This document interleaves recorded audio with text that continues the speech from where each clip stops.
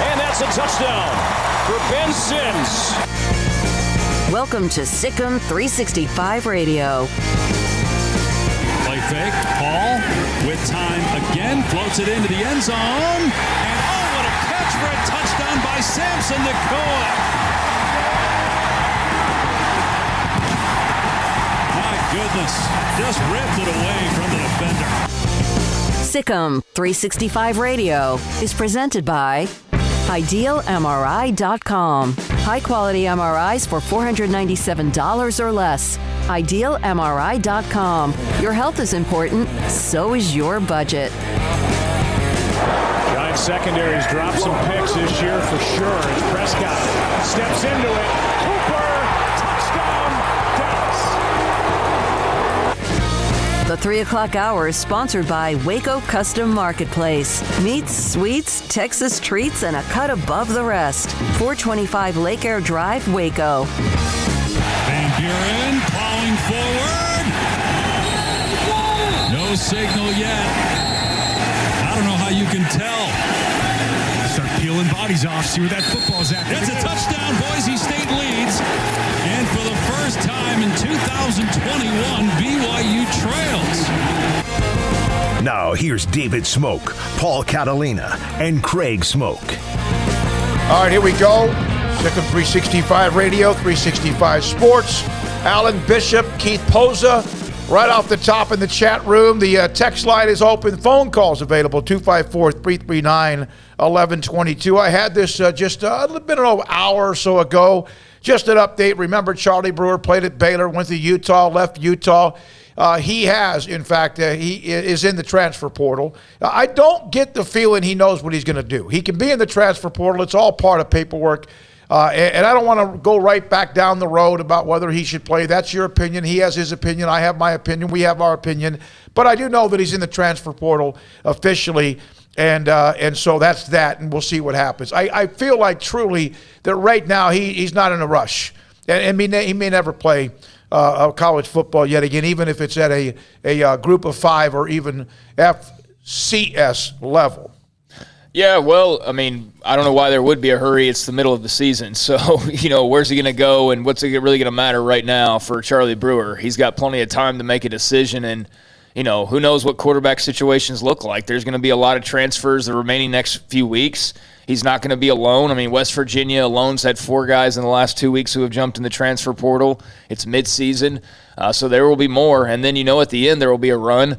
I mean, it wasn't but a year ago, 24, 48 hours after Baylor's last game that he was announcing that he was heading to Utah, right? And John Lovett was announcing that he was heading to Penn State. So, that transfer portal's not even close to being filled up with all the players who we've seen so far this year. And, best of luck to him. I don't think there's probably another Utah out there waiting for him this time around. So, good luck to him wherever he ends up. But I would assume, probably a level down would make the most sense just in terms of playing time and competition level. But I always liked Charlie, and I know he was a polarizing guy.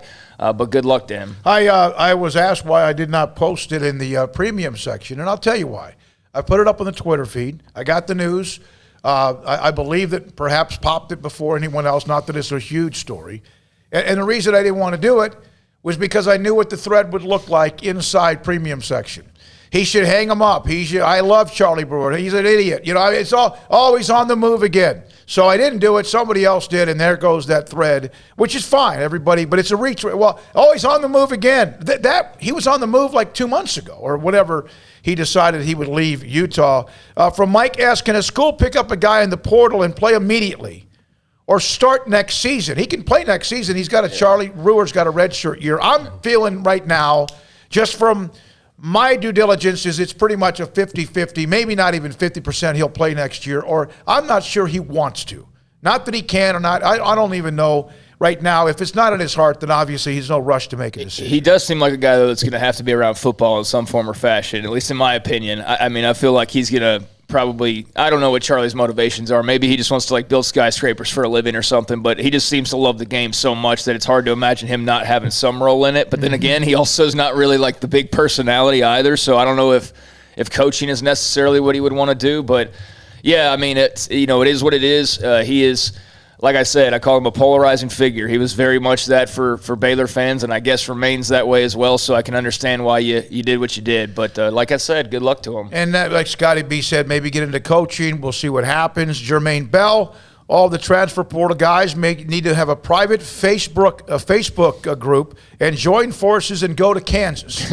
And play for today. Well, to answer that one question, he couldn't just jump in and go play somewhere else here in a couple of weeks. You can't do that. Can you imagine the nightmare now the way it is if you could actually in-season transfer? No, that would be utterly insane. I'm surprised they haven't done that, though, because they've done everything else. You can do anything you want, but no, you can't go from playing for Oklahoma State one week and then go play for West Virginia. To quote Jason Priestley from Tombstone, there's got to be some law. Yeah.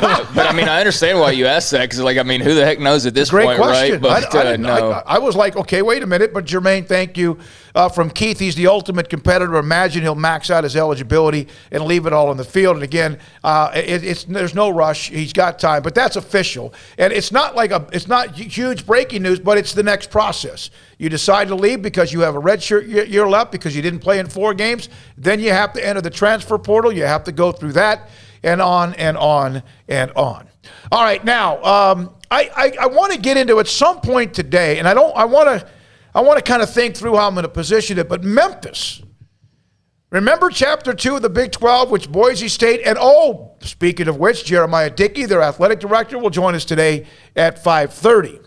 Memphis, I get the impression that there's some infighting. And it's not just about the Liberty Bowl. It's about what are they going to do? And I'll say this now. No one's talking in Memphis. I even contacted a couple of media members there, and they're saying nobody's saying anything public. I told you guys this, was going to reach out and try to get Fred Smith on. You may say, what? Yeah, why not? FedEx, he owns it, big billionaire. Not available. Apparently, just based on who I went through to try to see if they don't even think about it. I know Fred Smith wants the Big 12. And he's kind of like from Memphis in a way, Tillman Fertitta, the way he wanted Houston to be a part of a Power 5. But there's still the outgoing president.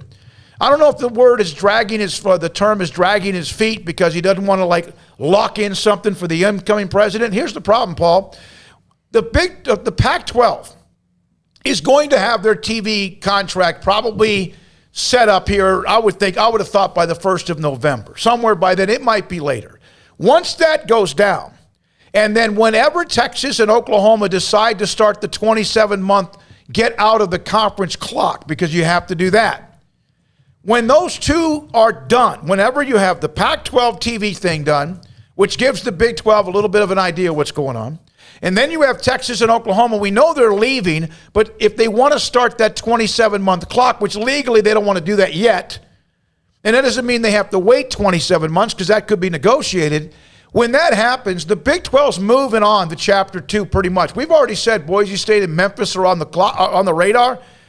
They're not going to drag their feet, and if you're not ready to go, you could be left behind. And that's just kind of feel that way about Memphis right now, just from the due diligence, all of what I have tried to keep up with you to pass it along to you when it comes to Chapter 2 in the Big 12. Well, the biggest thing if you're the Big 12 is you want to resolve Texas and Oklahoma as cleanly as possible so that you have a real plan, because scheduling is a lot harder than, we talked to Mac about it several times, but scheduling is a lot harder than they make it, and it's not going to get simpler just because they did it during COVID. But there's a lot of scheduling that has to be redone. There's all these things that have to be redone. And so if you're going to be a 14-team conference and then maybe a 12-team conference and then a 16-team conference, you'd like at least to have the plan for how that's going to go as quickly as possible, as opposed to let it twisting in the wind. So, yeah, if you have somebody who's dragging their feet, that's probably going to be a little bit annoying, because if you're ready to hit second gear here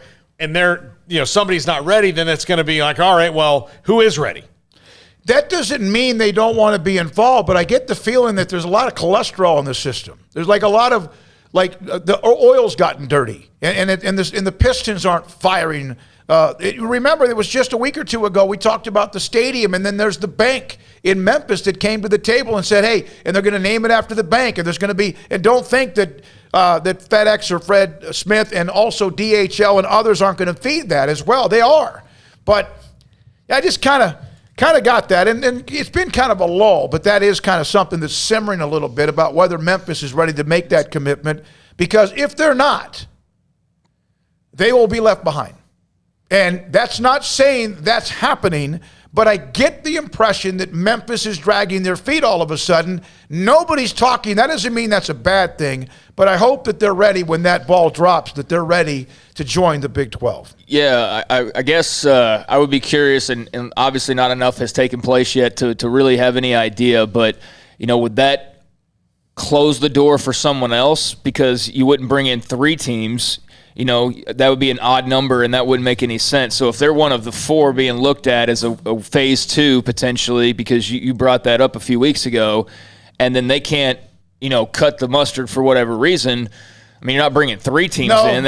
So I'm saying would they unintentionally also eliminate someone else from also gaining Big 12 membership? You see what I'm saying? There's 3 possibilities, I would think. You don't do Chapter 2. Yeah. You do Chapter 2 with 2 teams. Right. And it's not Memphis. Instead, it's USF. We've mentioned them. We've mentioned SMU. It might not be USF. It might be SMU. It's not going to be an odd number. It's not going to be from it's not going to be 13 or 15.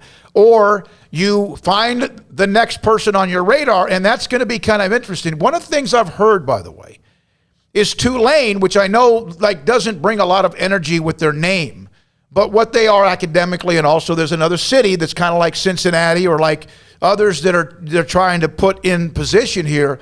Tulane's not really they could take it either way. They're not gonna like that. They don't have to, and maybe they don't want to. And I think there was even a little bit of that with SMU trying to decide whether or not, do we want to jump back into this thing? We're kind of having fun right now the way we are, but then again, I still think that there is a good chance. In fact, we're going to have somebody from SMU on next week, but that's a good point. You're 12, or is it 30? It's not going to be 30. You're not going to just add Boise. So what Memphis is doing or others are doing could affect Boise. What Boise does could affect Memphis or, again, USF and or SMU. So we know the 12 is going to be once Texas and Oklahoma exit. We know that there could be at one point more than 12. But that's just something going on with Memphis. And I don't know if the president's trying to help the incoming president, or if athletics is not like a big deal to him and he's not in a hurry, or he's dragging his feet, or Memphis isn't sure. But we've already heard about the infighting about the stadium and the city and the tradition and all that. So good luck to me. I hope Memphis can kind of tidy all that up and get that in a bow. All right? All right. Big 12 men's basketball. Got the national champion Baylor Bears, right? They lost 4 players, 3 of them pretty much in the NBA, with Jarrett Butler, obviously Davion Mitchell, a very high pick, and then also Mark Vidal now in the NFL with Kansas City and Maceo Teague. The preseason poll came out. Kansas has 8 of the 10 first-place votes. They're the top pick. That's not a surprise. But if Kansas was coming off a national championship and had lost that type of player, would they still be the number 1 pick? Probably. I mean, Texas maybe. is 2. We know they've loaded up in the transfer portal, and Chris Beard is down there. They got the other 2 first-place votes. Coaches can't vote for each other. And Baylor's 3rd. I think Scott Drew probably loves that. I would love it. He's made a career of proving people wrong about Baylor. So now you'd like to be able to, and not that but he's also never done it with a chip on his shoulder. It's always just been, he believes this and he's trying to show you. You're not going to hear him do any of that passive aggressive. No. Yeah. It's never been with a chip on his shoulder. So he'll enjoy it like, okay, well, I'll just go out and show you again.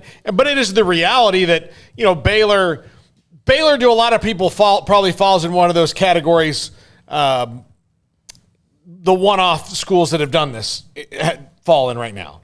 But it's too soon to even say that. It's not even, nobody's even bounced a ball since they won. So, as far as a game. Yeah, as far as a game. Nobody's even, had a tip-off. It doesn't matter until they actually play. I'm curious to see how they respond to it as a university and as a team because, sometimes there's a hangover or a drop-off or whatever, but it looks like he's built his recruiting and he's got a method that really works for him now, and it has been for the last few years. He just finally got the pieces in place to do what they did last year. And if I was, and as big a Scott Drew supporter as I am, at all, I'm not picking them first. I'm picking Kansas first. Kansas is loaded. They're loaded, but we'll see. Things can change. It'd be nuts not to pick Kansas first right now. Yeah, I don't really like doing the whole, if this was somebody else thing, because I know Kansas is like the Oklahoma in football. In basketball, they're going to be the default, but there's reason for it. I mean, shoot, they're one of their transfer additions was the preseason player of the year. So, obviously on paper, they look pretty good, so I have no problems with that. I think Texas is going to be really good. Beard certainly gets a lot of, he's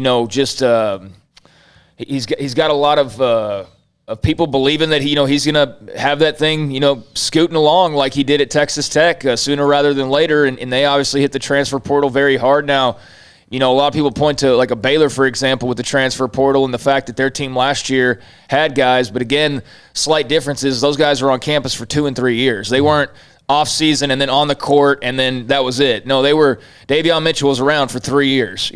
All those guys were around for 2-3 years. So they had time to build chemistry. Can Chris Beard build that chemistry quickly with, a handful of new guys and his remaining players and be on a championship level? Maybe. Yeah, we'll see. But they're on paper, somebody else that you have to give it up for. And look, it's preseason. It's just everybody's guesses. So I'm sure Scott Drew just kind of looked at that, chuckled if anything, and just went about his business. I doubt he really cares after winning the title last year and obviously not shying away from expectations this year. I thought if with how crazy last year was in a positive way, I thought that maybe they'd not. You have to ride the momentum, but you don't necessarily want to ride it till you set yourself up for failure, and raise expectations so high. But he's not shying away from it at all with this team. So that tells me he's very confident in this group. So, I think it's going to be a tight race. I think there's probably teams we're not talking about that will have some say, obviously, maybe a Porter Moser and OU, for example. But those 3 teams, that's a salty top 3 in conference play. And I know this is going to be wild to say because they just had Davion Mitchell, who was – generational kind of talent out of the transfer portal the way that but he didn't look like that 2 years ago. He looked like a good player, but he didn't look like what he did last year. He improved. Everybody improved and got better. Maceo Teague improved. All the guys came together really well. He is just now getting his recruiting classes that are on the level of a team that's a Final Four team. He built a Final Four team from gumbo, just doing it all together. Yeah, exactly. And so he's been doing this and getting teams that were Elite 8 level quality before they'd won anything, before they'd done this. Now they have. The future for Scott Drew is actually much bigger and more wide open now that they've done it because he's proven to recruits that he you can can come in here to the top level. and you can do everything you want to do at Baylor. You can win titles. You can get to the NBA. You can play at a big-time league. You can win conference titles. They've done all that. So now for Baylor, the future's wide open because of the win. It wasn't – there are teams in history that had a once-in-a-lifetime generational player that nobody could stop, and then they haven't gotten that guy back. But that's kind of a long time ago. But this is not – no offense to – it wasn't a fluke, and it wasn't a one-time generational player. It was built and had really been built even 5, 6, 8, 10 years prior to that, and then it all just kind of came together with transfers and with some of those who came on campus.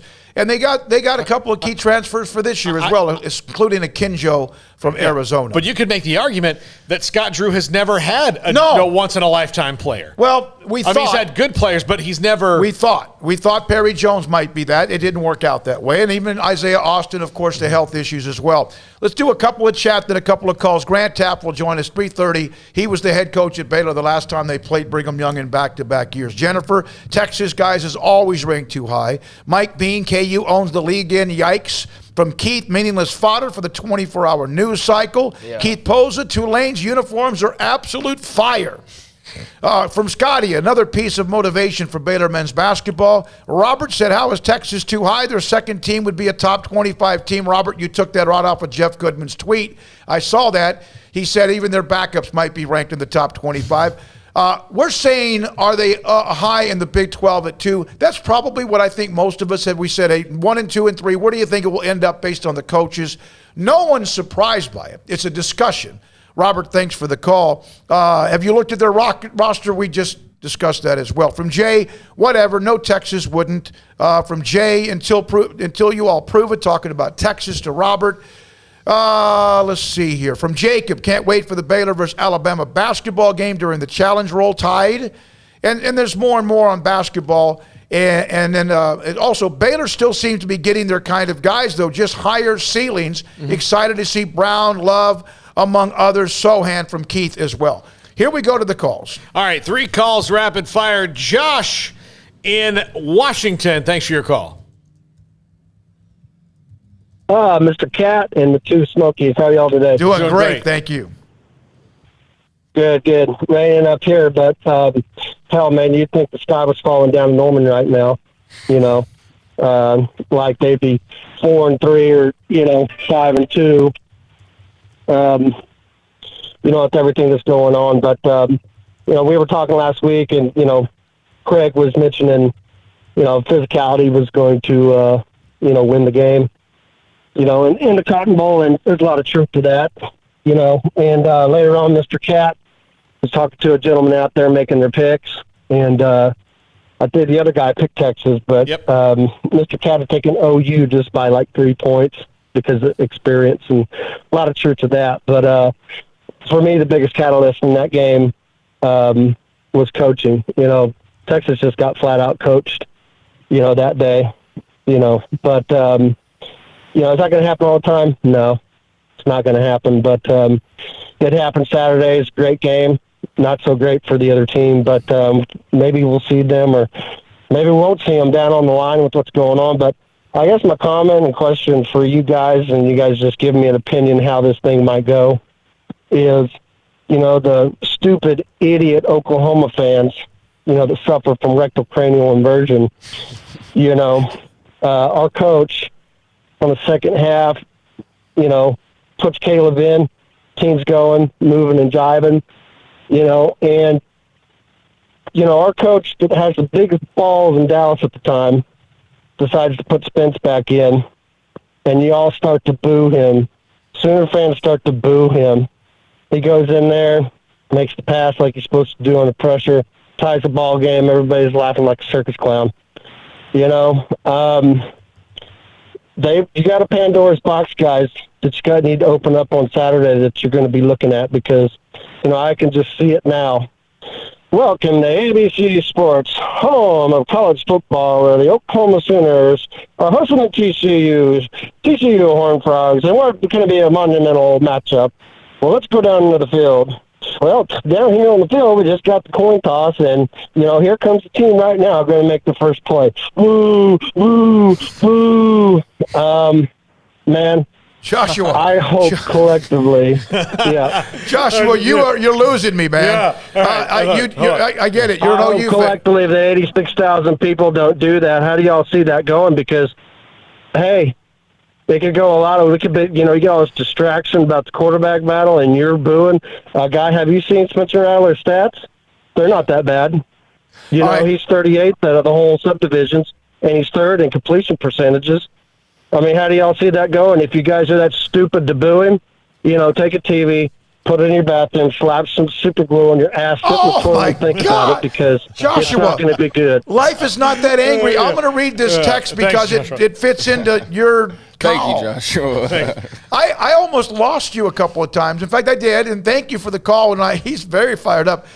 From the 713 to Sooner fans, not realize that Caleb could easily get hurt on the first play of the game, and they'll be mad if Spencer stays. I'm not playing. I'm actually headed to the locker room right now to enter the portal like everyone wanted me to do. Bye. It's a violent, physical game. Something can happen, even a non-contact, and he's not leaving in the middle of the year. But again, I don't know. I'd go that far to say that. I mean, I wouldn't put any money on saying that Rattler doesn't enter the transfer portal. I think he's one Caleb Williams going out and beating the hell out of TCU from probably doing just that. I mean, he very well could be. I think it'd be a dumb move because of what you just said. It takes one hit for Caleb Williams to be out of the game, and who would be next up? It would be him. So, yeah, that's an interesting dynamic with Oklahoma fans and Spencer Rattler. Like I've said previously, it got pretty toxic with Baylor fans and Charlie Brewer there towards the last season or so, and it kind of seems like that at Oklahoma with Spencer Rattler and the OU fans in a way now. So, yeah, I mean, they could look real dumb going from booing him to the begging for him, depending on what Caleb Williams does or what happens to Caleb Williams. So it's a tightrope to walk for sure. But you know how fans are. I mean, no matter what fan base we're talking about, the most hated guy goes in there and throws a couple touchdowns and wins you a game. All of a sudden, he's Mr. Popular again. So that's all it would take for Spencer Rattler to get them back on his side. But it's something that Lincoln Riley's going to have to handle carefully, especially if Williams doesn't go out there and just blow everybody away, which is entirely possible because while TCU doesn't have the most dominant of defenses that they've had, it's still a Gary Patterson coach defense. And so they're going to be a challenge. But, it's going to be interesting to see. I'm very curious how Williams performs for 4 quarters as the starter with some team that can actually plan for him this time around, unlike UT, who was pretty caught off guard. And a guy than Gary Patterson that might be salivating, even though he knows that there's weapons. And who knows what might happen? And there was a couple of the plays that were just balls thrown up. Yes. And let's not forget Marvin Mims bailed him out a couple of times too. You mentioned cut off guard, Craig. I think 2 things happened with off guard. I think it was kind of showed in how well Williams was able to play. Texas obviously couldn't prepare for Caleb Williams because they'd not seen anything. But at no way also, this is why it caught him completely off guard, was it probably ever in their mind that they would see him. I think that's more of it than they hadn't seen anything. Because in no way did Steve Sarkisian and staff ever think about Caleb, never, the whole week, they're watching Spencer Rattler, they're watching all this other stuff, and at no point did they think Caleb Williams is going to come in, and then he comes in for a play, and they think, well, we just got to stop him here. It's 4th down. Yeah. Then after that, the chat room just went bonkers with the feedback. Thanks for the call. Appreciate it. I mean, that's going to be very fascinating to see, though. I mean, he's going to be the guy. We all can safely kind of assume that at this point. How does he look as the guy, and how does Spencer Rattler hang around the rest of the year? How does that go, especially if Williams looks really good, or if the fan scenario of them having to suddenly cheer for him to come in the game and save the day. So yeah, that's going to be really cool to see on Saturday. Some of you be nice. Joshua, he's up. He needed a hug. Yeah. He needed a fan hug, and Joshua, thanks for the call. All Paul? right. Armstrong, we got to put the shot clock up here. So. Well, no. I mean, yes. We do. All right, Chris in Missouri, thanks for your call. You're on the Bet US caller line. Hey, guys, how you doing? Great, hey, thank that you. Caller. I don't even know where to go with that.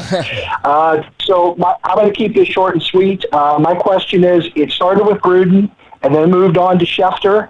And then there's other people, like you were saying yesterday, the Oklahoma or Outback Bowl representative. I'm just wondering how deep this quagmire of emails is going to go. And does the NFL know something and they're trying to get out ahead of it? Have you heard anything about this? Because it just seems like there's a lot more here than just Gruden.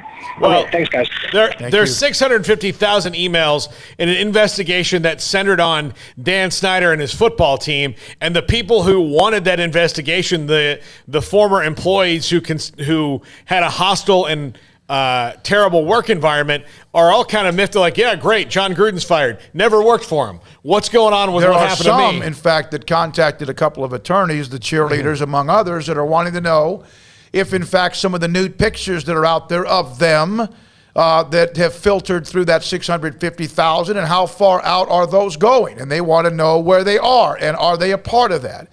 And so there's even that part of it as well when it comes to the women who might have been taken advantage of, or things that should not be seen or done. Yeah, I think there's definitely more layers to be peeled back here. I mean, I definitely think that there's more involvement from others who we've maybe heard mentioned or haven't even been mentioned yet, but it seems to be pretty multi-layered. I mean, I see even, who was it? It was even a player was calling for the NFL to fully release. Derek Carr. Yeah, Derek Carr was talking about, go ahead and release everything. I mean, the more, it's kind of like the more and louder it gets for them to release the report, that kind of jazz. I mean, we'll see. But at the same time, the NFL to me is like almost indestructible from like a legal standpoint. It's just, I don't know that they're fearing this, but clearly there's something that they're at least trying to hide. So there must be a little bit of fear there. I think one of the things it might be is there's 31 other owners that probably all have varying degrees of work environments. You might have, something like Jerry Jones, where everybody works at the Cowboys seems pretty dang happy all the time. But, I've heard that things are great in Baltimore. But, maybe, Cleveland's tough. Who knows? I'm just throwing out names. They don't want this to be every year they have to investigate another team because of all this. I think that's what they're protecting. It's not just the one. It's like, well, once the precedent is set, how many other owners you have to get out there, Yeah. All right. Well, we got Grant Taft coming up, and we'll do that here in a second. Paul, let's go. All right, Matt in D.C., thanks for your call. Hey, guys, thanks for the call real quick. You too. Hey, to the Oklahoma fans, don't worry. Y'all don't worry about the whole Spencer's quarterback thing, because Gary's going to have it figured out. As much as I hate the guy, he's going to cover that 16-point spread. If not, probably knock y'all off. But back to basketball, it has been a slow build. The last 10 years, I mean, we weren't a one-and-done basketball team. I still challenge to this day that the 14, 15, 16 team would have gave the 2021 team a run for its money in one game with Rico and Torian D'ing up and playing, this current team. So it's sustained winning for the last 10 years. So if anyone thinks we're going to disappear, that's not going to happen. That's just the way it is. Scott Drew's here to stay. And with BYU, win by one. And one more thing on basketball, the first round's in Fort Worth. Second round in San Antonio, and the Final Four's in New Orleans if we can get number one seed. So go get it, Scott Drew. Just stay in the South. Hey, thanks a lot. I didn't know that, Matt. Appreciate the call. 254-339-1122. Yeah, I don't know if I'm ready to say that TCU knocks them off. I'd need to see way more out of Max Duggan. I need to, obviously the run game's great, especially with Kendry Miller having the type of week he had last week, and Zach Evans is Zach Evans. I mean, he only played a half and had well over 100 yards. So that rushing attack's going to be, pretty challenging for Oklahoma. But Max Duggan's going to have to connect on some throws. And I know there's a little bit of mind games being played this week in terms of Duggan and Quentin Johnston. But it'll be a good challenge. Definitely an interesting game. I need to see more out of the 10 guys on defense not named Travius Hodges-Tomlinson. And even he hasn't been perfect. Yeah. I mean, he's got he got a turnover last week or whatever. But even that secondary, because of injuries and whatnot, hasn't been the same level of billing it typically is. So it's not the perfect, the strongest of TCU defenses, but it is capable, if Oklahoma's struggling offensively like they have at times. All right. Jared in Georgetown, thanks for your call. Hey, this is Jared. Just wanted to say one thing. Nobody's going Gary Bohannon's second Bears. Thank you. Appreciate it. Appreciate it, Jared. Good to have you. Georgetown, Texas, is that right down just between us and Austin? Is that right? Yep, that's where it was. All right, thank you very much. Say? Nobody's going against Gary Bohannon or whatever. And Sikkim Bears, yeah. Okay. Thanks for the call, Jared. Appreciate your time. I was on a Utah station earlier today, and they're blown away. No matter who Baylor has played or not, blown away about the fact he's been able to get to 6 games without throwing a pick, and he's thrown it around. It's not, and there's been a couple that were close. He's gotten very lucky in some cases of just like batted balls popping up in the air and just somebody not being quite close enough. And hopefully that luck for him continues because he has played well. Yeah. All right, Howard in Oregon. You're on the shot clock, Howard. Go. Hey, guys. How you doing? Good. 2 quick things. One thing is about basketball, and you were talking about it. Chemistry plays an incredible role. If it was just the players, we would have cut through that tournament when we had Ayton like a steak knife through butter, and we lost in the first round of Buffalo. Okay, scooting on to your game, BYU, a lot of people got to remember that a lot of those guys on that team are like older guys. Some of those guys are married with kids. They go on missions, and some of them just do that right out of high school. Some of them play a year or two of ball. And so, in essence, you're playing guys that at the same age level as some NFL players. So that's kind of an interesting factor about that team. No, Brigham Young. This is going. I think it's going to be a street fight, and it's going. Brigham Young's got receivers that may not be burners, but they are really, really good, and that they have the ability to run the ball just enough without Algier. Algier. It's no different than what Gary Bohannon has if they can run the ball with Abram Smith and Treston Ebner and company. Yeah, I mean, they're loaded at receiver. I saw that tweet going around about their receivers. I mean, they're good. Algier's obviously their best player, and Jaron Hall's an interesting case study as well because he hasn't played a ton of ball and then is coming back off the injury last week. But then last week he returns, throws for 300 yards for the first time, and if not for 3 fumbles, 2 on offense from his running backs, and then 1 on special teams from a running back. They're very likely winning that game against Boise State. Boise State created those turnovers, so give them some credit for that. But, yeah, BYU's a good team. They're not as good as they were last year. I mean, it'd be impossible to be as good as they were last year. They had an All-American left tackle, a top NFL draft pick at quarterback, and so on and so forth, guys like Dax Milne. So, not quite the level they were, but still pretty damn good. And I think the most fascinating aspect of this matchup is not – who's playing what position or, what All-American one team may have. It's these coaching staffs and their familiarity. I'm very intrigued by the chess match that's going to be going on. Do they just line it up and play it out the way that it is? If they do that, I like Baylor's chances because I think across the board they probably have better athletes overall. But if it just comes down, I think this is a game that really is just going to come down to the chess match and the execution and, who plays the cleanest game. And you can say that for every football game every week, I know, but I do think they're pretty evenly matched, and it is going to come down to does Boise State or does BYU turn it over 3 times like they did last week and give Baylor easy Probably points? Not. If they do, then Baylor's going to win this game. If they don't, then this will be a tight game. So, yeah, I'm looking forward to it. Paul, you and I have the same score. I don't know if you guys turned that into cold. I said 30-26 Baylor. I think, Paul, you said the same thing. Here's from the text line, the 360. Oklahoma State will get skull-dragged by Texas by at least 30 at Austin. Mark it down. This is from an Oklahoma State fan. Wow, 30. I told you have one job, beat Texas. Wow, 30. I mean, golly. I am going with Texas in this game. I think that they are going to be able to finally break through that Oklahoma State defense. One thing Baylor couldn't do is they couldn't throw the freaking football. They couldn't connect, whether it was bad passes from Bohannon or it was drops or whatever the case may have been. We haven't seen anybody really go deep on this Oklahoma State football defense or Oklahoma State defense and really put them on their heels. So they shut down the run. So I think if Casey Thompson can hit on throws like he was last week and he's connecting with Xavier Worthy down the field. Oh, yeah. And then you have Bijan back there. That's the recipe. I mean, is it not true in the Big 12 this year? Who can run the ball and who then hits the deep shots? Yeah. That's every game in the Big 12 this year. Who can run the ball and who hits their deep shots so they can then further run the ball. Yep. So, if Casey Thompson's connecting with Worthy or Joshua Moore, and then you got Bijan, Texas is going to win this game and maybe comfortably. But, it also depends a lot on what Oklahoma State offense shows up. Can Texas stop Oklahoma State's running game? Well, do they need to? I mean, how good is Oklahoma State's offense? How does Spencer Sanders play? So I could definitely see Texas winning comfortably, but I could see the other result as well. 360, I said you were an Oklahoma State fan. I'm sorry, you're a Boomer Sooner fan. So that right there, I get a demerit. All right, when we come back, former Baylor head football coach. Last time Baylor played Brigham Young was in 83-84. We've heard from Irvin Randall, who played against Steve Young. We've heard from Ty Detmer, of course, Heisman quarterback from Brigham Young. We've heard from RG3, Heisman quarterback at Baylor. But how about the coach against LaVell Edwards and Grant Taft? The late Lavelle Edwards, one of his great friends in the coaching business. Grant Tapp next on Sikkim 365 Radio. Pickup Outfitters. They want to help take care of your bed. No, not the one that's in your house, but the one that's in your truck. Tools, hunting gear, fishing gear, whatever it is, to keep it out of sight from peeping toms or those who are always a little bit too interested in what is in your bed. Pickup Outfitters, createacommotion.com is their website.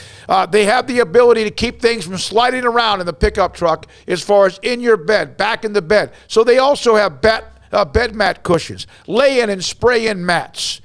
What each of the options you want. If, in fact, you don't have them, they can do that. Bumpers, grill guards, and much, much more. Since 1997, outfitting trucks, SUVs, and vans, 220 Lake Air Drive in Waco. And they can also help you when you buy something from them and install it with what they have, their factory guidelines and specifications, outstanding customer service. They will also everything that you purchase there or get installed comes with their lifetime installation guarantee and free warranty assistance. Jay Arrett, Pickup Outfitters, createacommotion.com. Baylor University is where lights shine bright. So, let there be light. Let there be roommates and teammates, scholarship and championships. Let there be fresh starts and new traditions, fast friendships and lasting impacts. Let there be laughter. Let there be joy. Let there be light. Baylor University, where lights shine bright.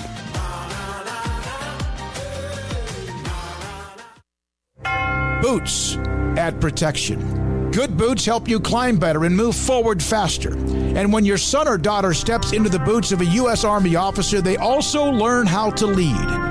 In these boots, they'll gain more confidence with expert training in one of more than 150 occupational specialties.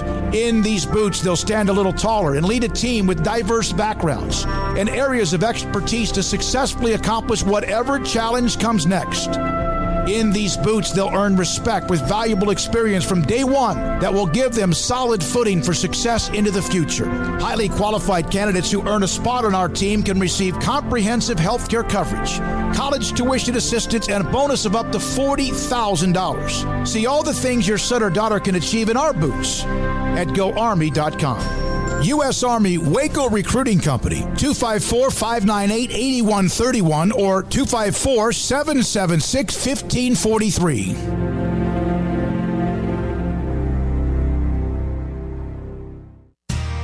How did Edward Jones become one of the biggest financial service companies in the world? By not acting that way. Financial strategies, one-on-one advice, it's a big difference. And that's why Brad Wilson, your Edward Jones financial advisor, makes sense of investing. Experience the difference for yourself. Brad Wilson, 250 Sharon Drive in Woodway, 254-776-4337. Edward Jones, member SIPC. At Allen Samuels, we're proud to announce that Dodge is the #2 brand overall in new vehicle initial quality by J.D. Power. We've got amazing offers this month, so let our team help find the new 2021 Dodge vehicle that's right for you. Come by. Let's be friends. The secret to living your best life is pizza, obviously. Golden crust made from scratch, 3 fresh signature cheeses, and the toppings, crispy Old World pepperoni, savory Italian sausage, bacon. That's called a dream team. Find everything you need to live your best life and more at Marco's Pizza. Owner Bob Mock has been delivering pizza since 2001 and is the proud owner of 4 locations in Waco, Belmead, China Spring, Woodway, and soon to be open in Robinson. Marco's. Pizza lovers get it.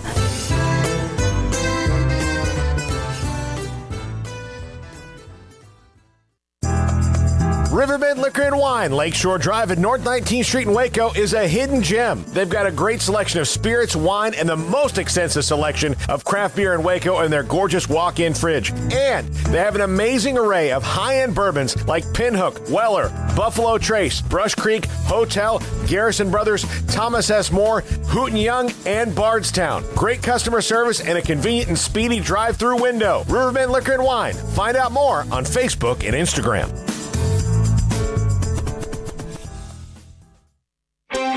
Welcome back to Sikkim 365 Radio.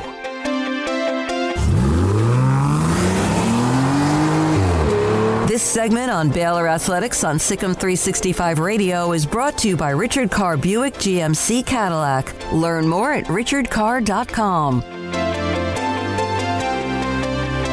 Well, it's always a pleasure and honor. Hall of Fame coach Grant Taft, former Baylor head football coach, executive director, of course, for many years of the AFCA as well, with us on Sikkim 365 Radio. It's great to talk to you again. I flash back, look back at the box score, 1983, Baylor, I think 40, Brigham Young 36, and I've heard all about the game.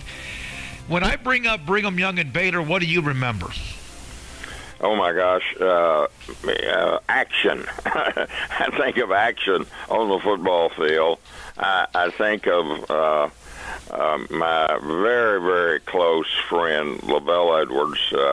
He and his wife, Patty, were two of Donnell and my closest friends in the coaching world. And so I think of him. He was way ahead of his time. And throwing the football, he was a master at that, and I learned a lot from him. And we were very, very close friends. And Patty, we still have communications with her. So you guys played in back-to-back years, and of course non-conference schedules, and you were never shied away from playing unbelievable teams, and you did that throughout your career.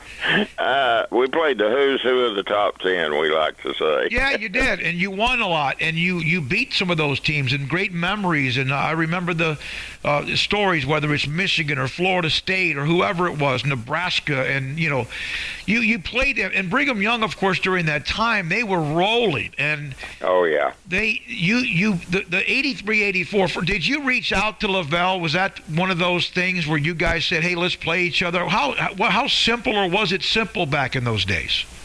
Yeah, it was pretty simple. We were very, very close friends with Donnell and I, with he and Patty. Prior to that, we were both Donnell and I and Patty and he were on the Nike advisory board. And so it was kind of a perk deal, and we traveled all over the world, and every summer we'd go for 2 or 3 weeks and play golf in the most amazing places across the world. And so we became really, really close friends with Patty and Donnell and of course, Coach and I. Well, so you played in 83 and 84, and they won the national title in 84. They were building towards that, and we know the history of quarterbacks, whether Jim McMahon, Gifford Nielsen, and many others along the way. Virgil Carter's an old school name. We had Ty Detmer on Tuesday. He won the Heisman Trophy. They just had a kid drafted early by the Jets and Zach Wilson. But you happened to play against Brigham Young when they had some guy named Steve Young at quarterback, and it was a shootout, wasn't it? Oh my, it was, and it was such an amazing series because Lavelle and I were such close friends, and we weren't in the same conference. But it was a shootout every year, and we, in the summers, we traveled together and we compared notes and talked about offense, so we really didn't have any secrets from each other, but it was the Steve Youngs and our athletes that made those games so great. So he went nuts in that game. He had a bunch of yards passing. He had a bunch of yards rushing. You won the game 40-36. Yeah.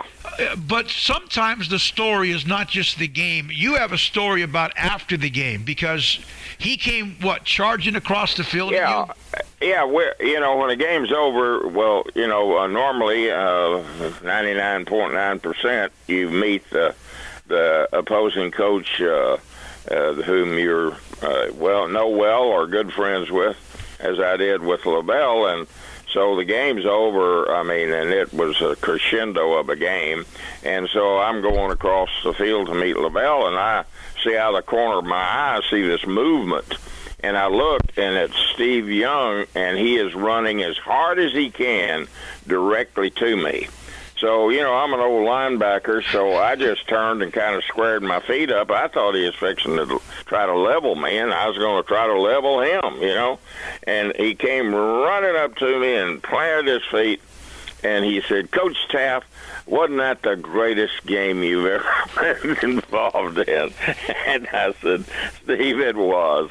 But that's the kind of young man he was. I know his heart was torn out because he had played such a great game, and we beat them. And the first thing he did was he beeline to me to congratulate us for the victory. But that's kind of person he was, great player. 351 yards passing, 1 touchdown, ran for 113 and scored twice. You did get to him, though. Yeah. You sacked him 3 times, tried to contain him. Was he one of those that you want to put pressure on him, but you have to be careful if you do, because if he gets loose, he can hurt you as much getting out of the pocket? Oh, yeah, absolutely. That's a great analysis of him.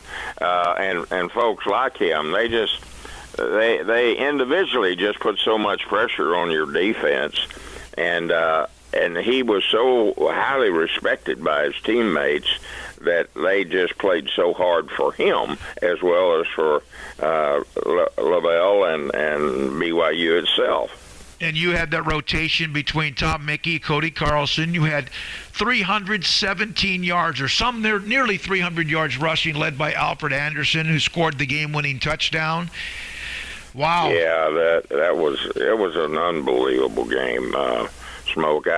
I hadn't thought much about it in a long time, but the memories are flowing back, and just the greatness of the game meant so much to me and Lavelle, is that, it wasn't some sloppy affair. It wasn't a push and pull. It was a football game at its best. And we wouldn't have expected anything less, either one of us. Well, you got him that game, but the next year was the year they won the national title. Yeah. I think Robbie Bosco might have been their quarterback, and they got you pretty good, I guess, up in Provo. You remember much how good that team was?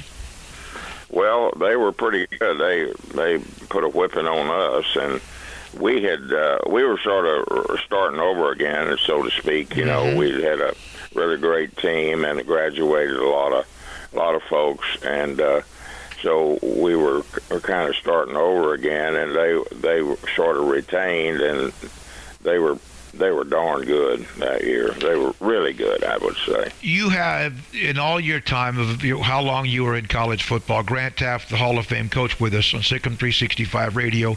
You've seen it all, and of course the landscape in college football continues to change, even most recently in late July with Texas and Oklahoma and their eventual move to the SEC. How important and how critical do you think the Big 12 looked bad? I mean, it looked like it could fall apart yet again, that they were able to grab somebody like Brigham Young, who's a powerful independent program. Oh my, yeah. Well, it's a huge step and a huge thing, not only for our program over here, our schools, but it's a great thing for BYU, because it's going to give them the national exposure that it's sometimes hard to get where they play over there, from the East to the national exposure. So they're going to be right in the thick of some of the best football in America. All right, one more question, if you don't mind. David Randa, last year, 2-7. Baylor seems like the football program always finds a way of resiliency no matter what they face. And now, they've got work to do. But 5-1, what have you seen what he's done this year? Well, it's not a surprise to me, because I watched him last year, and while they were suffering defeats, but yet building a program that could succeed on this level, and I am very impressed with him. He's got an excellent coaching staff, and they're gonna surprise some people, and some people probably won't be surprised by what they're going to do this year, but I think they're going to be very, very good. How you been? You enjoy going and watching those games from your suite with the family, and you're just kind of enjoying Baylor? Oh my, yes, and getting to see the teams that Baylor play.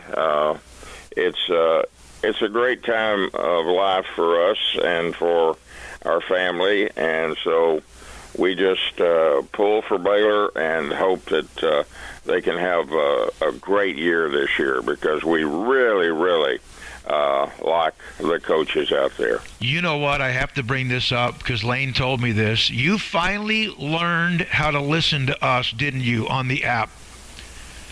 Oh, yeah. You rascal.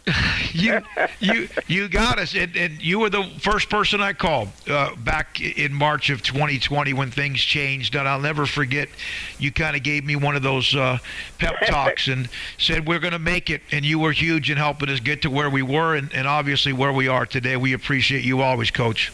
Well, I tell you what, it's been a pleasure to have you as a friend and to see what you do for sports here in Central Texas and even nationwide. So we love you and appreciate you, Smoak. Thank you, Coach. That's the Hall of Famer, Grant Taft, Sikkim 365 Radio. We will hear from Max Olson. He and Mitch Sherman wrote a part of the series theathletic.com is doing on coaching searches and how they've gone bad or whatever. Tennessee, Nebraska, a couple of others. He'll join us today at 4. And Jeremiah Dickey, the athletic director at Boise State, at 5:30. But we're not done. 254-339-1122. The text line keeps going. By the way, that caller came back on the text line and said to us in the 512, sorry about the poor audio in my car. I said, no one is booing Gary Bohannon. And that's good. You hope that doesn't happen, and I don't see why it would either. All right, when we come back, more. 354, Sikkim 365 Radio, 365 Sports.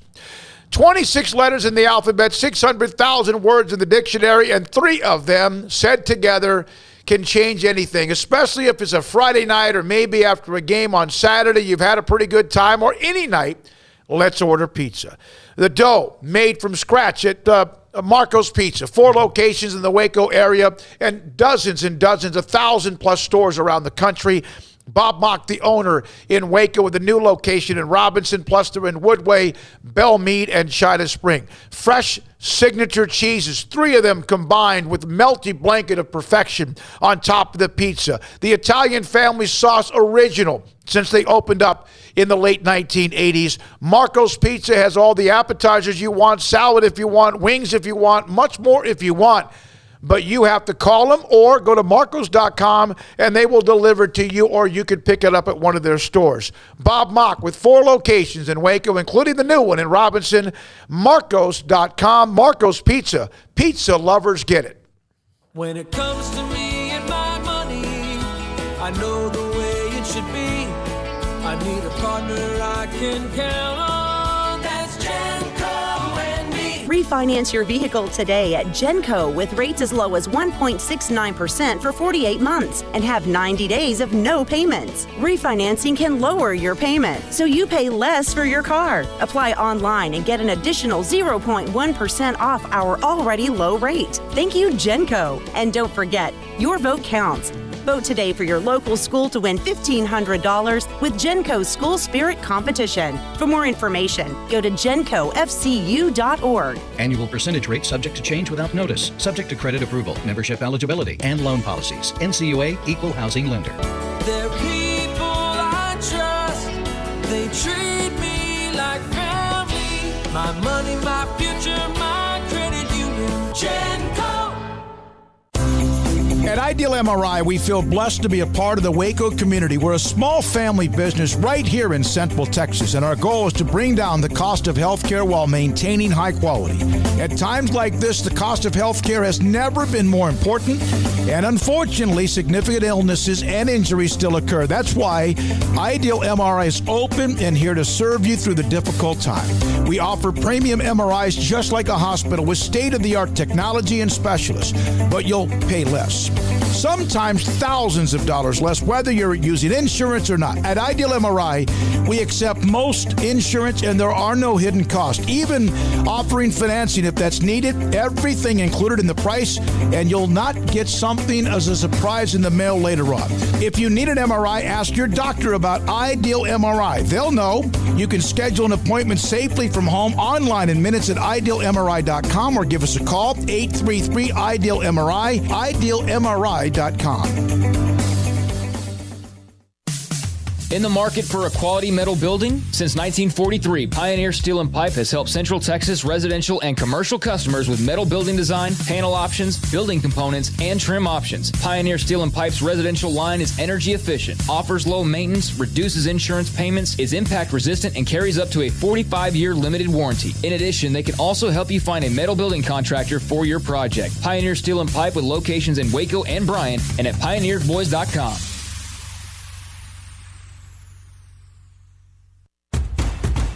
Hey, this is Bryce Petty, former starting quarterback and two-time Big 12 champion, and I know firsthand the importance of being in top shape both on and off the field. So listen up, men. If you're feeling beat down day in and day out and looking for that high-performance edge that separates the men from the boys, then look no further than the Petty Clinic Low T in Waco. Petty Clinic is a comprehensive men's healthcare clinic with an atmosphere catering to men. Board-certified Dr. Kent Petty has a special interest in offering the highest quality medical care to men of all ages. Some of the services offered include screening and treatment for low testosterone or thyroid, infertility, high blood pressure, diabetes, high cholesterol, sleep apnea, while offering comprehensive wellness exams and complete men's health lab panels. High performance men, remember, it's not just a Petty thing. This is Bryce Petty, encouraging you to reach out and Google search Petty Clinic Low T or go to pettycliniclowt.com and get your complimentary lab screening today.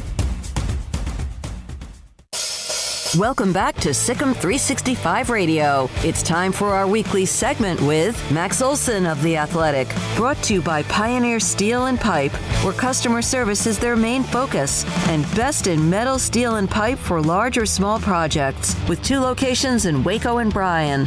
Family owned and operated since 1943. Seth Small, 10 of 11 on the year, from 28 yards away. For an Aggie upset win. And it's good. He got it. The 4 o'clock hour is sponsored by Boozer's Jewelers, the wedding ring store, specializing in custom jewelry and repair, all in-house. Now here's David Smoak, Paul Catalina, and Craig Smoak. All right, here we go. 4 o'clock hour. Thanks to Grant Taft. Jeremiah Dickey joins us 5:30. The chat room's been going nuts. All of a sudden, it's about Oklahoma State and Texas, which is an interesting game, of course, in the pecking order of the Big 12, especially after the craziness in the Cotton Bowl. And you just heard the kick, the field goal, A&M beating Alabama. We'll get to all of that with Max in a moment. But Max and theathletic.com, Mitch Sherman, among others, this series about coaching searches and what the background is. Tennessee, they went through that dumpster fire. Steve Peterson, Nebraska, it was embarrassing. They couldn't get anybody to go to Lincoln. Max, did you basically just break the hearts of every Nebraska fan with that one yesterday? Smokey, thank you for having me on. I knew you'd want to lead with this. I know you want to. I mean, we can do like a whole 20-minute session on just that story if you want. No, people don't want to hear just unpack all of it. But no, they've responded quite well. I think that around Nebraska, Steve Peterson. The goal of this piece is not to villainize them any more than folks already do. But I think it's. I love writing about coaching carousel stuff, and sort of like the series we're doing is Secrets of the Coaching Carousel, and lots of a big variety of just different stories about past hires, how they get done, all that stuff, and I really enjoy it, and obviously you guys have a good one there, and an AD that knows how to handle those in a very sharp and professional way, but certainly the one at Nebraska in 03 is kind of the one of those sort of cautionary tales of everything that can go wrong in a search. Well, we're not going to discuss that much more, but I love the series, by the way. TheAthletic.com is doing a great job with the search stories. Thank you. But, Max, would you say that the common thread is an athletic director that either doesn't quite know what he's doing yet or whatever note he's doing, and gets pushed in the wrong direction by over enthusiastic boosters. I think that the Nebraska 103 has like got a lot of the things that like we've learned these lessons over and over the years, and they got them wrong. One of them is obviously if you're going to fire somebody, it's a lot smarter to have somebody lined up to take their place if you're going to pull it off. And Nebraska, that wasn't the case. They thought that they could get Mike Sherman away from the Green Bay Packers, which was just nonsense. I think that in that one they aimed too high in terms of some of the people they were going for. They decided that they needed to hire an NFL coach, which I think was pretty limiting in terms of how they went about it. And, certainly I think they overestimated a little bit in terms of just how, the job hadn't opened up since 1962. So they didn't really have any sense of, it pays well and it's prominent and all that stuff, but they didn't really know how coaches and coaches and agents and stuff would respond to it, especially after you fire a 9-3 coach. So, yeah, a lot of stuff didn't go right, and they ended up hiring their fifth choice, Bill Callahan, and that didn't go so well either.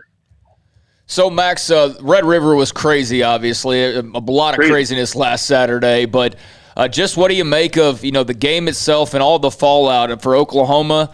I mean, Caleb Williams and Spencer Rattler, that's an interesting dynamic, not to mention the student newspaper dust-up that's already led to. And then for Texas, a nice opportunity to turn around and be at home against Oklahoma State. But at the same time, that was a tough loss for them. There's no doubt about it. So your thoughts on those two exiting Dallas last weekend? Yeah, it's really nuts. One of the best Red River games we've ever seen. I wonder if Texas pulls that off, are we talking about them as the best team in the Big 12 right now? Instead, it's kind of back to normal for Texas here, and we'll see, how beat up they are. Can they kind of rally and step up to the challenge here this week at home against Oklahoma State in what I think should be a really competitive game? But certainly Texas did some things right in that game, but just got worn out on defense in the second half and couldn't hold on there. But just bunch of crazy performances in that one. And then the Oklahoma stuff, truly one of the more fascinating stories in all college football that we'll probably see all season long. I mean, I just never would have guessed that things would go like this for Spencer Rattler this year, considering where we started here with, all the Heisman and number one pick hype and all that stuff. And I don't think people were wrong about that. I don't think I was wrong about that. I think it's just, he hasn't been as sharp as you sort of thought he'd be in taking that next step as a second-year starter. And, man, we found out Caleb Williams is pretty damn good. I watching that game, I kept waiting for him to really make that brutal freshman mistake because the kid just hadn't really played at all, and he didn't even play last year because his high school senior season got canceled. And he just kept balling. It's really crazy. And now I think Riley will probably go with Caleb Williams, but you have to handle that in a way where I'm sure you want to keep Rattler available and ready and not totally, checked out and depressed here.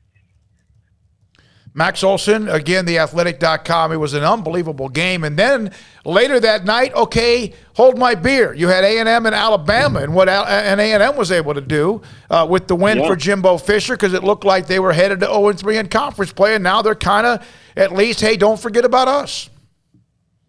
Yeah, I was at that game, and, I went to it sort of expecting like, all right, well, we'll see how long A&M can hang in there against Alabama. I figured – I didn't think it'd be a blowout, but I thought that, A&M was probably heading towards their third straight loss. And, does that night, reflect that they're going to, win out from here? I have no idea. But, man, that's what we love about this sport is you can have, that's why you play the games. You can have that one perfect night when everything kind of goes right for you, where you've got that great plan to sort of attack the weaknesses of your very talented opponent, and if you can sort of squeeze the best possible performance out of your quarterback, and man, Zach Calzada played the game of his life against Alabama.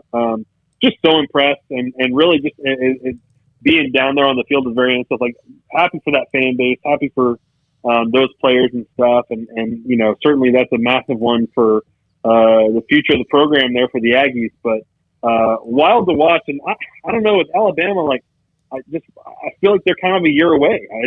At some point, maybe you lose enough guys to the NFL, and you're replacing the quarterbacks and stuff that some years you're not going to have that best in the country kind of team, and that's what it kind of feels like. I feel like after watching Bama, Bryce Young was impressive and stuff, but I'd be shocked if Georgia's not the playoff team out of that conference. Max, I've heard, I've seen a lot of Bama fans say that their team seems aloof. That maybe they're not as engaged. Now I don't know that to be true or not. I mean, they didn't seem aloof against Ole Miss. They didn't seem aloof for a good majority of the second half against A&M. But do you think that maybe Nick Saban does, like everybody else, has to, like you said, a year away, just maybe have a little time to reset things? Yeah, I mean, it's hard to just have like a real senior heavy experienced team every single year, as well as Alabama recruits. You're still going to lose guys, and you're still going to have guys go pro after 3 years. They're going to have that more than anybody just because of the caliber of athletes they're bringing in. So I just think like Bryce Young looked good, but he's still growing, he's still improving, he still hasn't played that much. Like their best players on that team are sophomores. So I mean, I don't think Bama's in trouble. I don't think the dynasty's dead or anything like that. You look at that draft, the last two drafts, and how many first rounders they've lost. I mean, at some point, that catches up to you a little bit, and you've got to develop that next group of stars. And they're going to do that with this team. But I just, they've got, when you watch the guys, especially playing right now in the league, and how like Sertan and Diggs and the whiteouts and Najee Harrison. They've just like lost some really, really good players over these last 2 years, and now you've developed that new core group that's going to be just as good as them. But it doesn't seem to me like a super veteran team right now, and one that's has got some more growing up to do. Max, I've said this before. They dropped to what, like number 5 or 6 after the loss to an unranked team. Yes, a team that had injuries, but an unranked team. Penn State dropped 4 spots, and they lost on the road to number 3. Is there almost not a fear? But is there almost a protectionism? And I wouldn't bet against Nick Saban and Alabama getting themselves back together. I mean, they lost a game in the last-second field goal. But is there some sort of, at times, a protectionism, like people are afraid that there's a chance they could have a college football playoff and Alabama's not involved? Well, I mean, I'm not an AP voter. I don't know how people look at that stuff when they put it together. It is always hard to know how far to drop a team down. And I mean, you're seeing it now. Like, people are bringing Ohio State right back up into that top 5-6 range again, just because they've strung together some easy wins and stuff. I think that we have a tendency, and maybe recruiting plays into this a lot, and just this perception of who the most talented teams are, based on 24/7 stars and all that kind of stuff. But I think there is still a tendency, and maybe the playoff reinforces this, that Alabama and Ohio State and all them are still, they still belong in that kind of top 5 conversation, even with one loss, because they're just better than everybody else. They're just more talented. And, this is the kind of year where it feels like you kind of shake up the norm there, where you could have, Iowa or Cincinnati or some of these teams, actually get in and deserve to get in there. But yeah, I get why that's frustrating to people that, you don't drop Bama that much. I think I probably would have dropped them to like 7th or so, and that maybe that's too low in the eyes of some people. But this is also a weird year where there's been enough upsets that those teams are going to bounce right back up.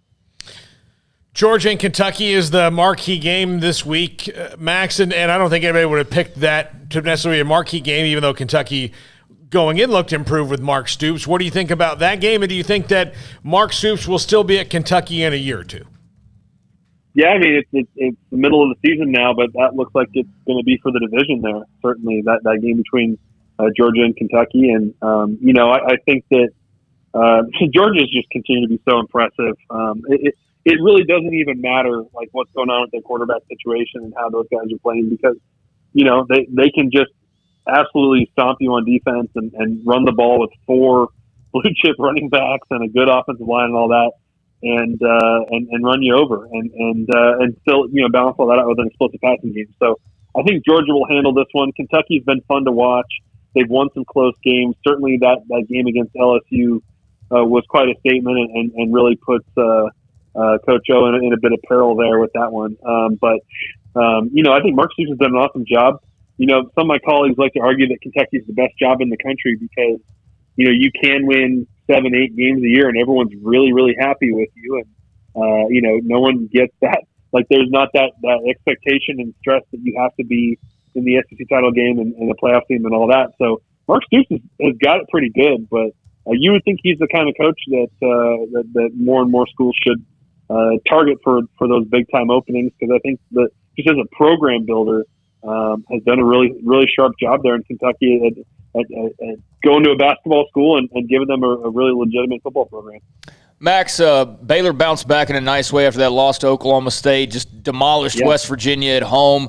Now number 19, BYU, comes rolling in. They obviously are now coming off of a loss to Boise State, in which they didn't play particularly well, turned it over too much. What are your thoughts on the Cougs and the Bears in a preview of the future Big 12?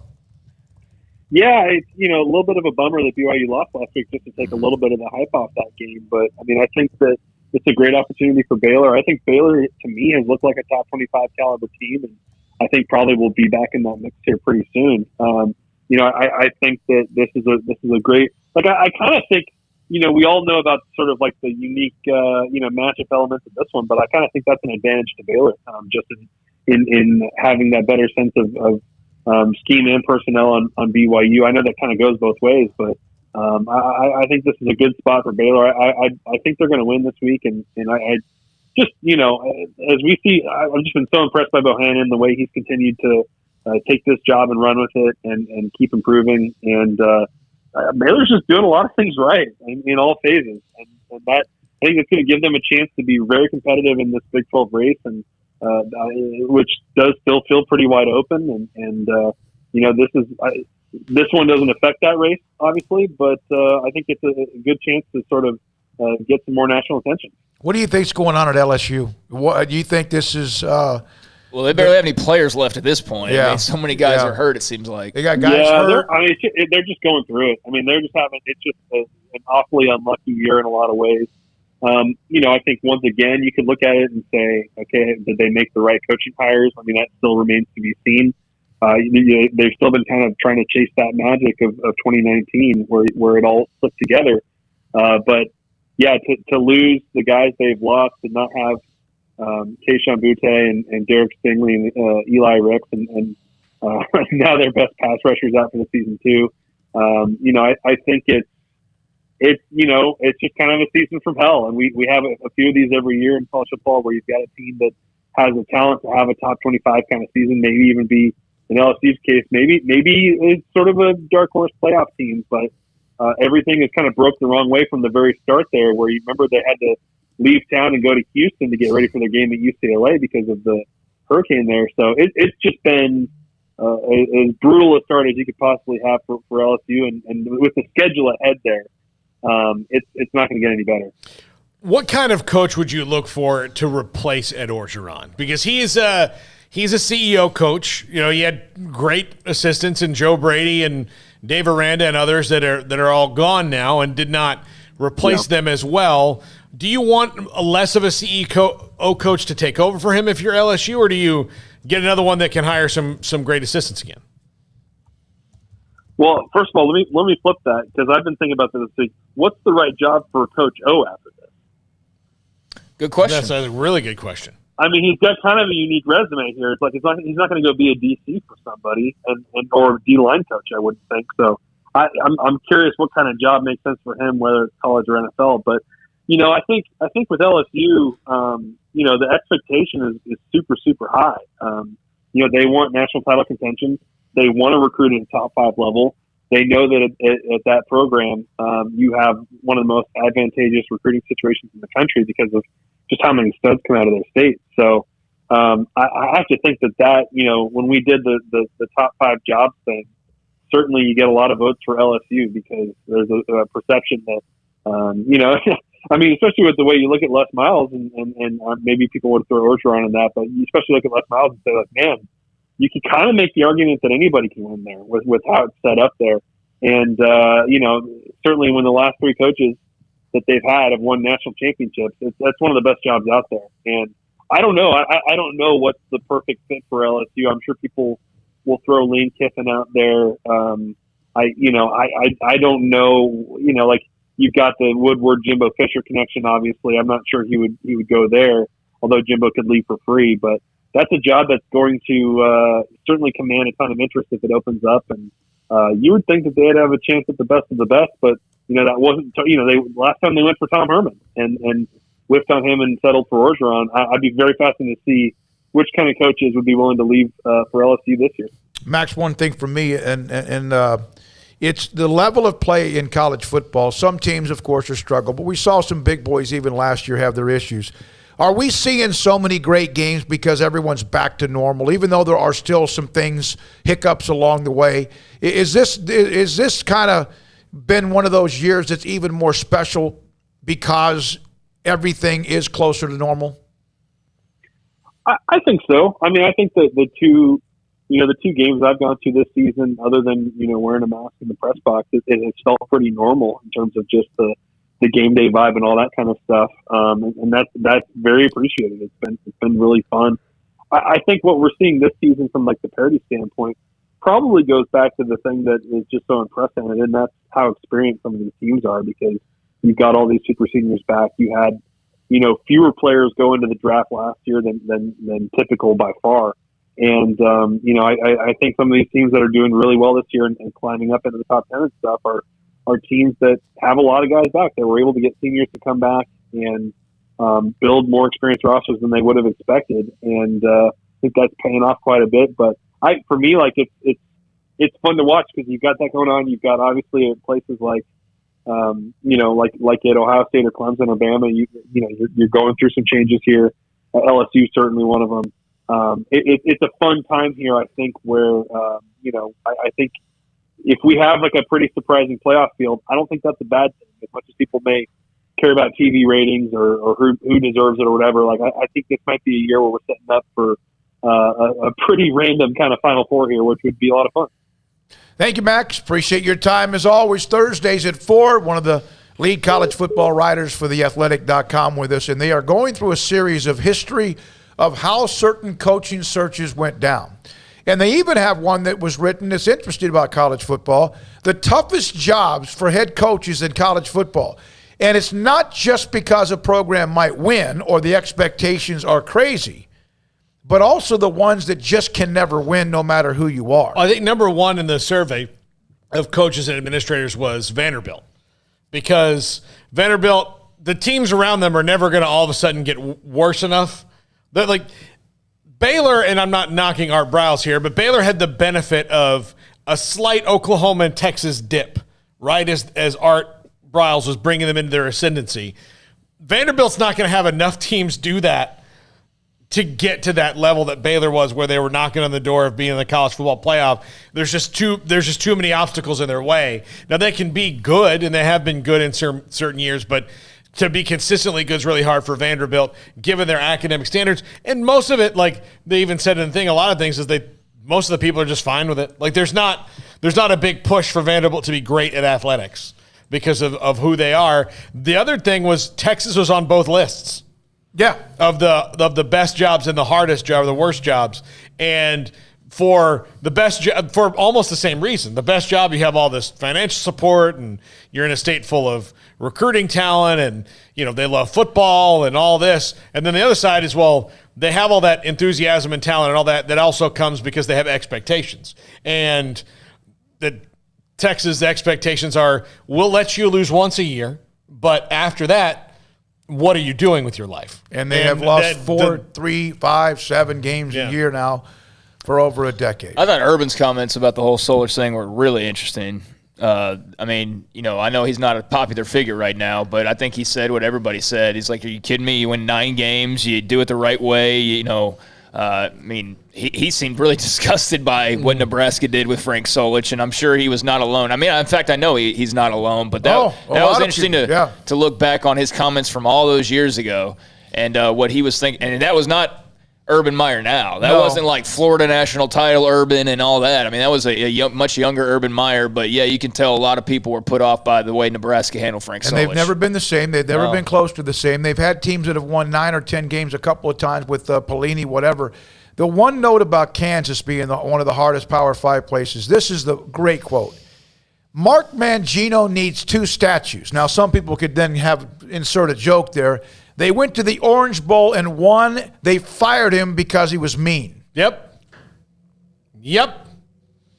They fired him because he was mean. They were on the precipice of playing in the national championship game. They were that close. They beat a team that had bludgeoned them years for decades and decades in Nebraska and put 70 up on them.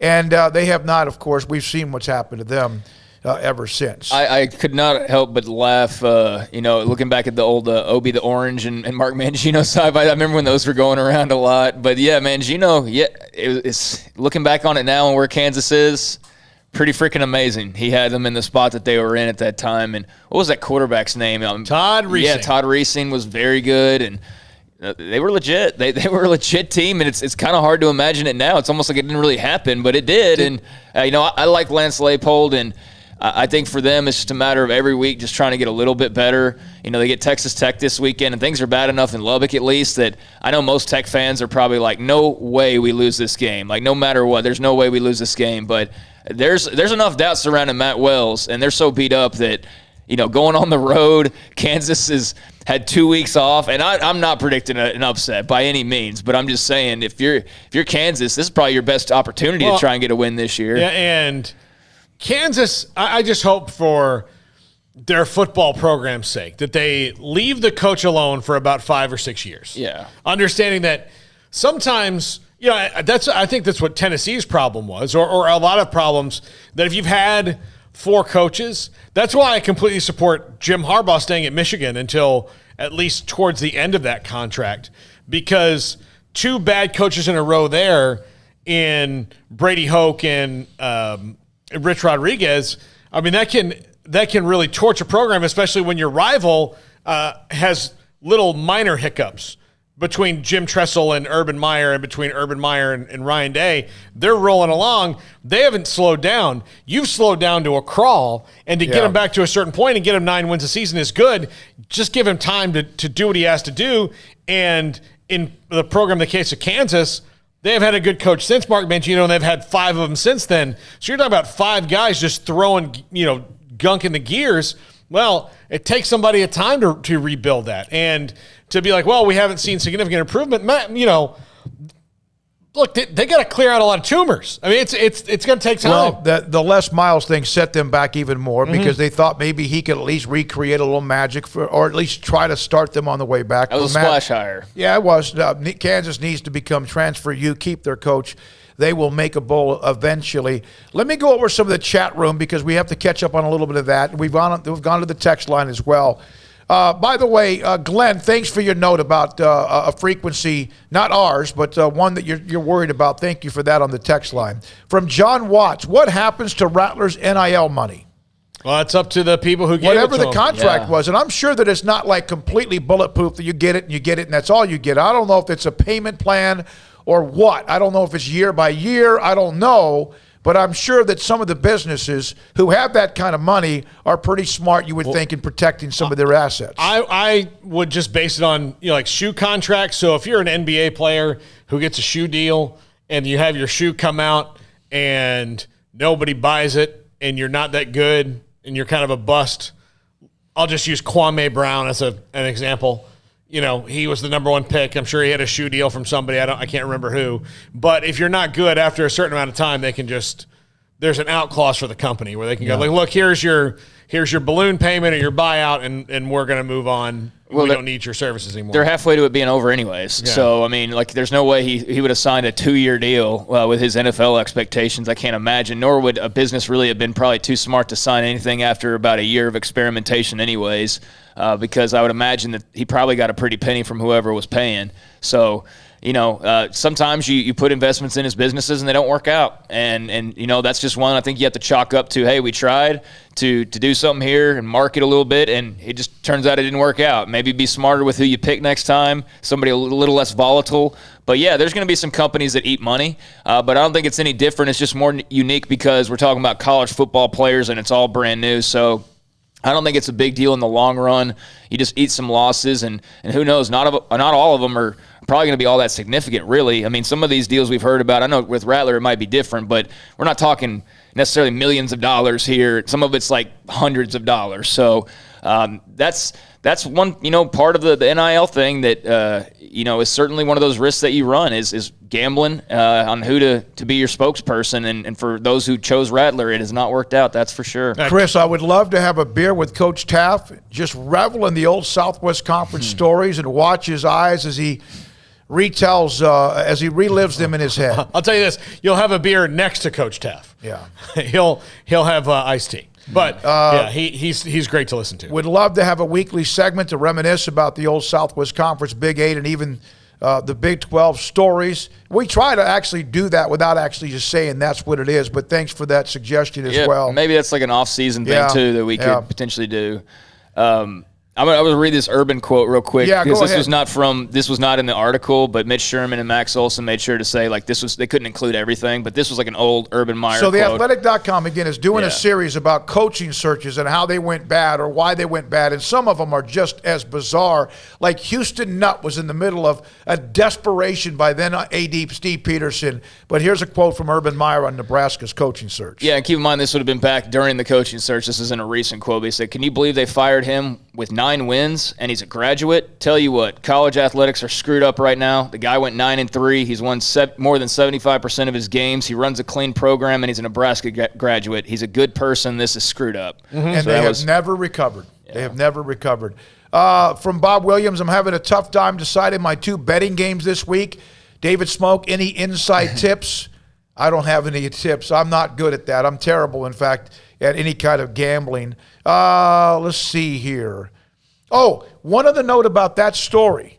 Trev Alberts, who remember was a part of that game that against the Florida State Seminoles and Charlie Ward, he was a beast in that game. Mm-hmm. And now he's the AD, and who knows? Not enough of one, though. He was an analyst. At one point, I think it was on CBS or whatever, they went to him, and you know who he said they should go after back when they were trying to replace, they had screwed up the search? Jim Grobe at Wake Forest's name came up. I'd hire Jim Grobe to do many, many jobs. I mean, there's probably some that he wouldn't want because solid, he wouldn't clean, like it there. You're not going to have to deal with any drama, but it doesn't mean he would have won there, but it would have stabilized them. Here's what Jim Grobe will do. He will have a plan. He's an executive. I mean, he's a little bit more than your kind of aloof CEO coach, but he's an executive. He's going to hire good assistants that are going to coach their guys up. He's going to stay out of the assistants' way. He's going to make sure that they do their jobs. Jim Grobe would have been really. They wouldn't have been as far off as they've been. He won at Wake Forest. Yeah, right. I mean, he won at Wake Forest. There's a lot more in the chat room. Let's see here. Bring back Mangino to Kansas. Here's one. Kwame Brown earned a second contract of $10 million a year. If GMs are that dumb, so are companies. From Keith. That's also just NBA money. Like the most average ass players in the world get like $12 million a year. So that's kind of the NBA for you. Well, but I was in the Cowboys locker room the day after NBA free agency when Rico signed with the Cowboys, and they were all ragging him like, "Why are you playing here?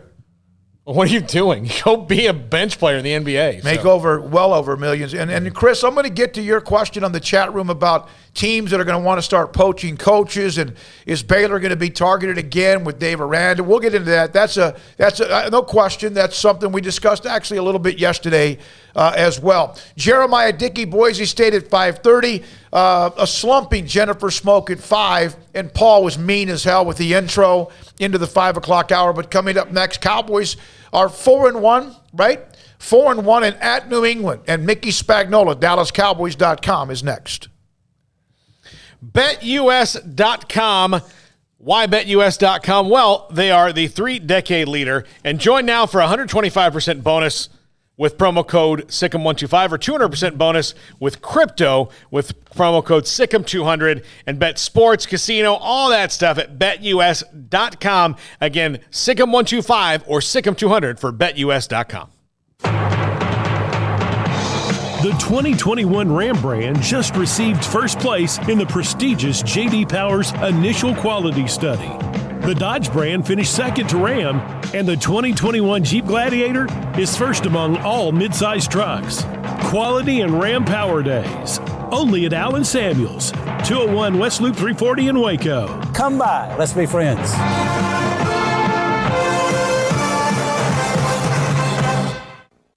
One size fits all. That may be all right for an adjustable belt or cheap sunglasses, but when it comes to your financial needs, no one wants a one-size-fits-all strategy. Ben Erlinson, your Edward Jones financial advisor, knows that his most important goals are yours. That's why he takes the time to understand your needs, knowing you. That's how Edward Jones makes sense of investing. Ben Erlinson, 100 North 6th Street in Waco, 254-759-8533. Edward Jones, member SIPC.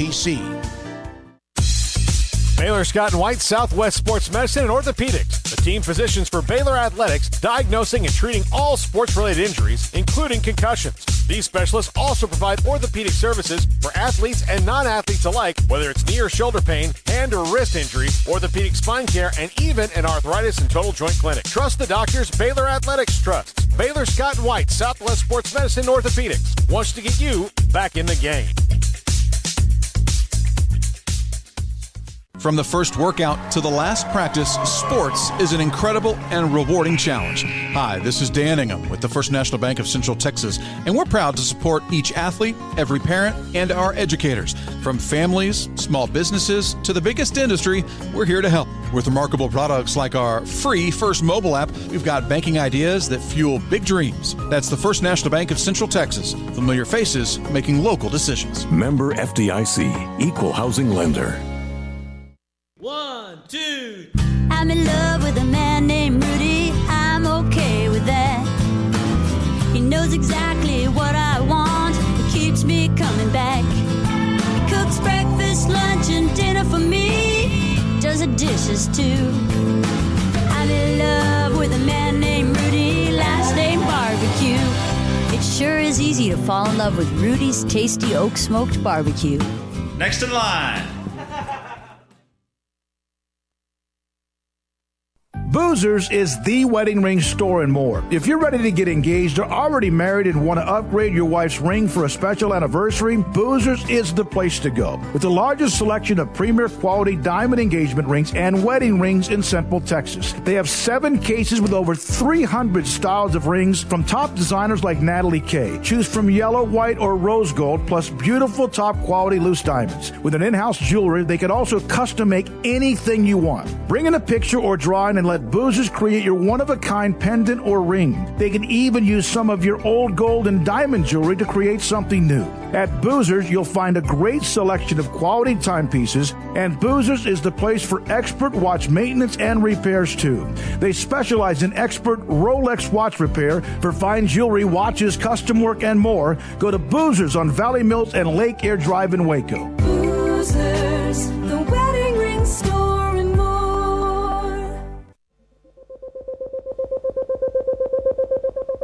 Welcome back to Sikkim 365 Radio. And Prescott on the keeper, walks in, touchdown, Dallas.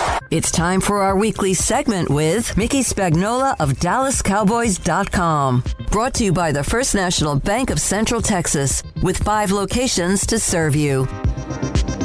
Cowboys have New England coming up this weekend, 4-1, and looking really, really good. Tonight, there's, of course, Thursday night football, ESPN, Tampa Bay and Philadelphia. Interest to the Cowboys because, the way that they're playing, you start to not get too far ahead of yourself, but I do know that I've seen a lot of the chatter about, okay, what record's going to give them home field advantage?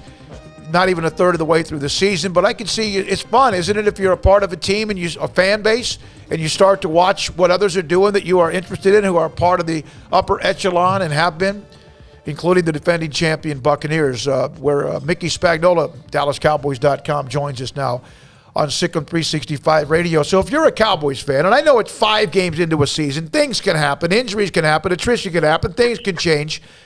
Other teams can get better, but tonight's game, Philadelphia and Tampa, Cowboys feel like maybe if you're a fan, that this could be something that gets fun at the end of the year and home field advantage. Philly's in your division, and I know that they struggle. Who would you rather see win if you're a Cowboys fan? Oh, good question. I hadn't thought of that. I would say you want to take care of your division first and foremost. And so even though Tampa Bay has beaten the Cowboys, they've got the same record the Cowboys have right now, right? Yep. So I would think that the more you distance yourself in the division, then that means that you're getting into the playoffs. Yeah, you got to win your division. That's the first thing you want to tie up. But if you have the ability at the end of the year, you look around, okay, good. Let's try to see if we can get home field advantage, okay? Yeah, and I mean, you went on the road and basically had the Buccaneers beaten except for 1 minute and 24 seconds, right? So you would feel good about if you had to go there again. I don't think that bothers this team. And now we'll see, though, David, because the next two games are on the road. Sunday against the Patriots, after the bye at Minnesota, a night game, which is always hard, especially when you got a roof over your head to play in Minnesota. And you're playing two of the better defensive coordinators in the league. And I know they're the head coaches, but to me, they're the defensive coordinators. So I think this will be a good two-game test for this Cowboys offense. Mickey, what's the biggest difference you've seen with the Cowboys of years past that would have an injury like a DeMarcus Lawrence and spiral out of control, and it would just be a thing where they just could never fill that gap, or a guy suspended like Lyle Collins, and then they've got a problem, and this group of guys in particular that really can work the next guy up mentality? Well, it's been a while on the offensive line since they've had a backup come in and play as well as Terrence Steele has, which has been kind of surprising because as a rookie, undrafted free agent last year, he wasn't all that good. But I think he's made strides. And here's the other thing I think they've done. They've helped him out. They haven't just turned him loose for 68 snaps a game, one-on-one with the other team's best defensive lineman rushing against the pass.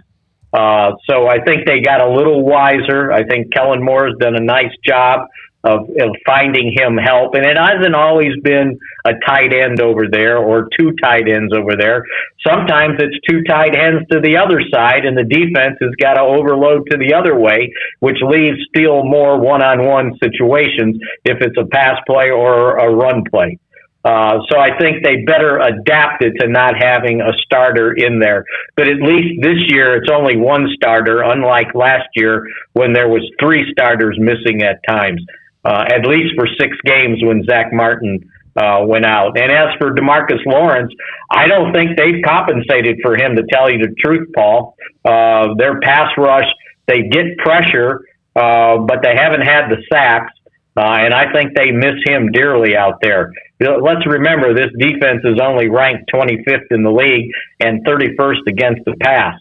So they've had some young guys to step up. I get it, but I don't think they've replaced DeMarcus Lawrence.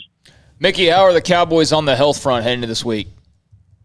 Well, Trayvon Diggs hasn't practiced yet this week. He's got a left ankle that he sprained in the game. I think one of the things they're trying to do is let him rehab and try to get him the game on Sunday. So I think his big test will be Saturday when they have their last practice. Used to be the last practice on Friday, walk through on Saturday. Now you walk through on Friday and have the last practice on Saturday. So I think that'll be big for him to see just where he's at going into the game. Also, DeMonte KZ, their starting safety, has been out with a hip this week.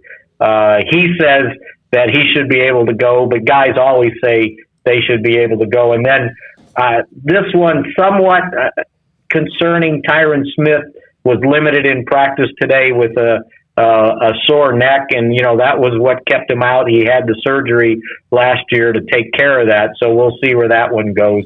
The other thing I think that's going in their favor is some of these guys are getting close to being able to return. They started a couple of the guys that were on short-term IR. They've already designated them to return. So Calvin Joseph and tight end Sean McEwen have started practicing this week, which means they have 3 weeks to decide if they want to activate them or keep them on IR. Mickey Spagnola with us Thursdays, 4:30. Cowboys in New England. It's a team they haven't played a lot. It's been a while. Belichick, obviously, we know his history, but things change when you lose a franchise Hall of Fame, maybe the greatest quarterback of all time. Do you still think that each year he's worth an extra couple of wins no matter who he has on his roster? I think from a defensive standpoint he is. And to me, David, going into this game, I think this is maybe the grand litmus test for this Cowboys offense that's been rolling along, averaging 34 points a game, almost 400 yards, or more than 400 yards a game, the number 2 offense in the league. But somehow, some way, no matter, what his personnel is, Belichick seems to be able to dial up schemes to confuse offenses. I know the weather was bad a couple of weeks ago when they played Tampa Bay, but they held Tom Brady to 19 points and no touchdown passes. So somehow, some way, he always comes up with something. We'll see how versatile this Cowboy defense really is. They're the 5th-ranked defense right now, and I know they've played some cupcakes. But again, he always seems to disguise something and confuse people. And that goes back to days as the defensive coordinator with the Giants when they were winning Super Bowls in 86 and 90. So this will be a good test for this offense to see if they can outduel the master. He always takes away the thing that you do to do the thing you want to do. He always takes away A so you can't do B. Or he takes away B so A doesn't matter. It's whatever he figures is going to mess you up the most. It's really brilliant to kind of watch him, isn't it, Mickey? Yeah, it is. And, talking with Everson Walls, who's on our Mix Shots podcast here on DallasCowboys.com during the week, he played for Belichick that Super Bowl year in 90 when he was the defensive coordinator with the Giants. And then he played for him also a year or two with Cleveland. And his point is that Belichick looks at what you do best and says, okay, I'm going to take that away from you and then see if you can beat us doing your next best thing. So I'm not sure what the Cowboys do best, and I don't think it comes down to either take away the run or take away the pass because they've been pretty good at both. So maybe it's taking away what you do best in the passing game or what you do best in the running game, and then ask you to do something different in the running game. I was reading last week, or I guess it was today, what they did against Tampa Bay, and they did a lot of disguising of the defenses, like bringing safeties and dropping linebackers, playing more linebackers instead of defensive linemen. He has a way of trying to confuse the quarterback, so he's got to hang on to the ball a tick longer to figure out what in the world they doing out there. But you're right. Somehow, some way, he comes up with a method to be able to slow down a defense, and he's been doing it for 30 years. Yeah, and we have about a minute here, Mickey, but to me, that's what makes this Cowboys offense, when everyone's healthy, even with Gallup out, so dangerous, or Collins out. I don't know what they do best, run the ball or pass the ball, because they do both very, very damn well. No, absolutely. And they're the number 2 offense in the league, and they're the number 2 running offense in the league, and they're second in scoring. So you're right, and I think if they can go up there and continue to play offense the way they've been playing so far, then I think you really got to take this team seriously. I realize it's only 5 games in; they're 4-1, but again, those next 2 games they're coming up against defensive coordinator wizards in Belichick and Zimmer. Let's see if they can continue to do this. And if they can, then maybe you can go ahead and buy your playoff tickets, okay? All right, Mick. Thank you, buddy. Mickey Spagnola, DallasCowboys.com with us. Been with us for quite some time. In fact, back in the early 90s, started doing a segment with him. All right, coming up next, Craig Smoak's off the radar, then his sister, Jennifer Smoak, in what could be a full-throttle meltdown. And I saw the chatter yesterday about you couldn't wait for that segment, Paul. She is in a major funk, and we need to try to pull her out of it. Also, Jeremiah Dickey, Boise State, 5:30. Should I call her during the open or before it so she can hear it? No, I want you to call her before the open. Okay. Not that I've maybe given her a heads up. When we come back, Craig Smoak's Off the Radar next on Sikkim 365 Radio. Pioneer still in pipe. Sometimes I just say 1943. That's when they started. You could just walk away, right? They haven't walked away from anything. They've just gotten better, bigger, better, faster, stronger. Pioneer still in pipe. Pipe, steel, metal. They can help with metal buildings. They can help build whatever something is inside. Maybe if you have a beautiful home in the country or in a neighborhood that has entryways, that's got big fence and they do that too. That's just like what they do. Metal buildings, they can not only help you with the supply, the product, whatever, they can help you do it. If you want to get some sort of a contractor, they'll help you find one that's not going to just bog everything down and it just gets ugly because there's delays and whatever else and cost you more and more money. Pioneer's still in pipe. 1943, they opened their doors. They are still as good as ever before. In fact, building a brand new location in Waco.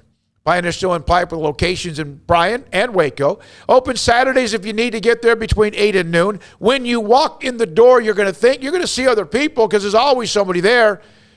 Those who build things and those who want to build things. But you may feel like you're the only one there because they're going to give you that kind of attention. Pioneer still in pipe, where they don't want you to be a customer once, but many times. And how many people have done that? A lot. Since 1943 at pioneerboys.com. New cars and trucks are coming. New car inventory is low, but GM just announced they'll release a steady flow of vehicles through the fall.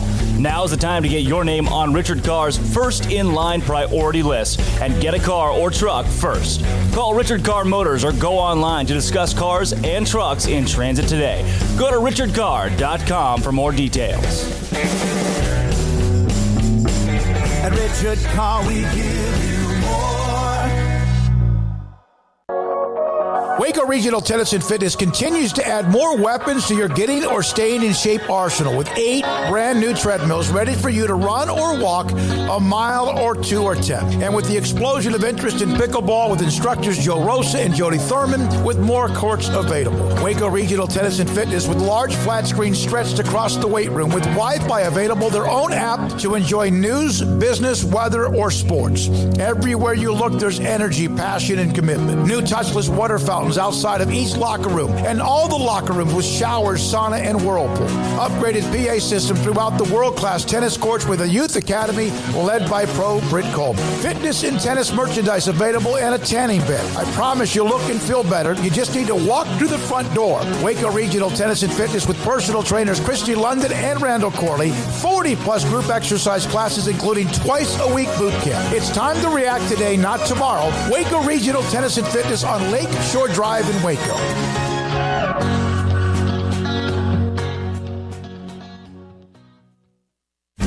Shorty's Pizza Shack at 12th and Bagby is a homegrown, family-owned and operated must-visit pizza place in Waco. Fantastic pizza by the slice or get the whole pie to share. Great happy hour specials every single day, and it's not just pizza. Great wings. You have to try the Sikkim sauce, chili cheese fries, pizza pillows, and more. Dine in for a great hangout or carry-out. Order online at shortyspizzashack.com or do yourself a favor and bring your crew to the restaurant at 12th and Bagby. Shorty's Pizza Shack. Tell them Paul sent you by.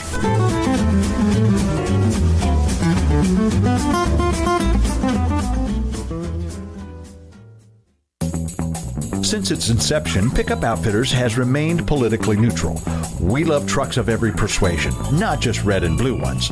But people keep asking us where we stand, and for this one time, we're going to break our neutrality. We oppose any government intervention or legislation to end truck nudity. We believe in the American right to drive nude vehicles. We think it's disgusting, we fight it every place we can, and we want to end it, but we want to end it the right way, peaceably. Therefore, we call on Congress and President Biden to respect the rights of truck owners. Our founding fathers didn't own a truck, but if they did, I bet they would have put a bed cover and running boards on their truck. The right to keep and bear your truck the way you want is fundamental to the fabric of this nation, and we believe in that right. So we urge you to come and take it at Pickup Outfitters, 220 Lake Erie Drive in Waco. On the web at createacommotion.com.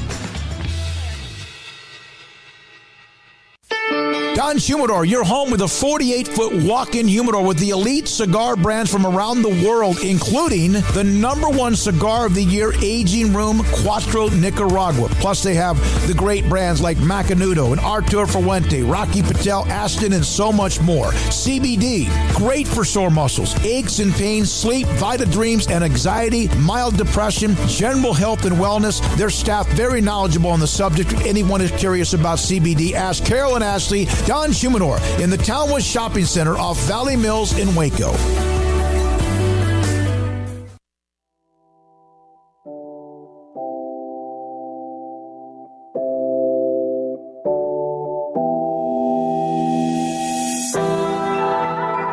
Welcome back to Sikkim 365 Radio.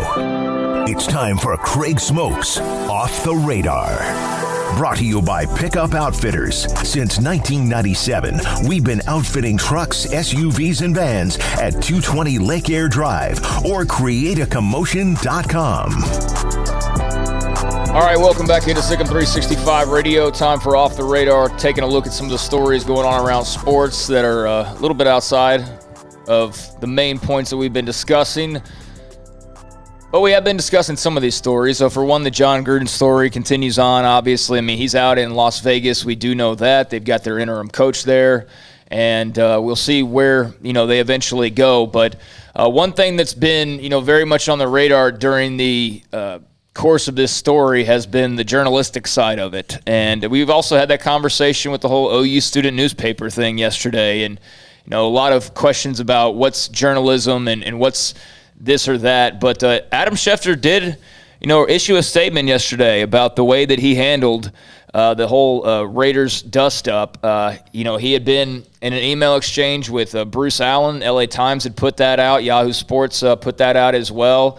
And when the negotiations were going on with the NFL and NFLPA on a new CBA, Schefter had sent Allen the draft of a story he was going to be publishing the next day. He referred to Allen as Mr. Editor, and then also asked him if he saw any changes that needed to be made in the article, which obviously was a red flag for a lot of people.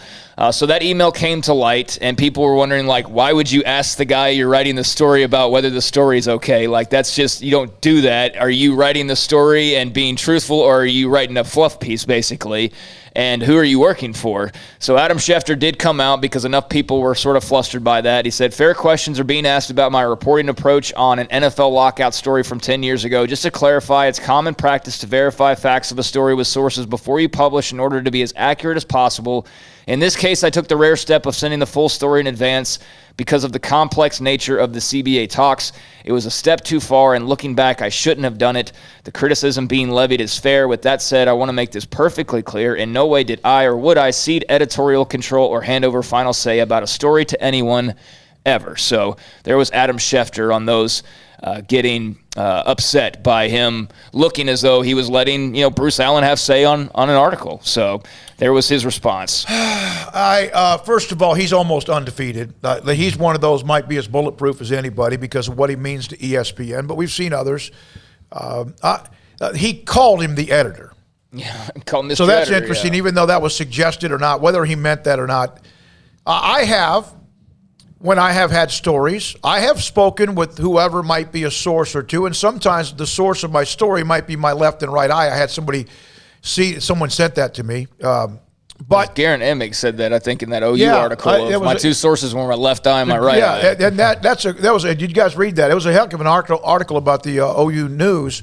But there's a certain point where you got to give too much information, and you're asking for someone to basically rewrite it.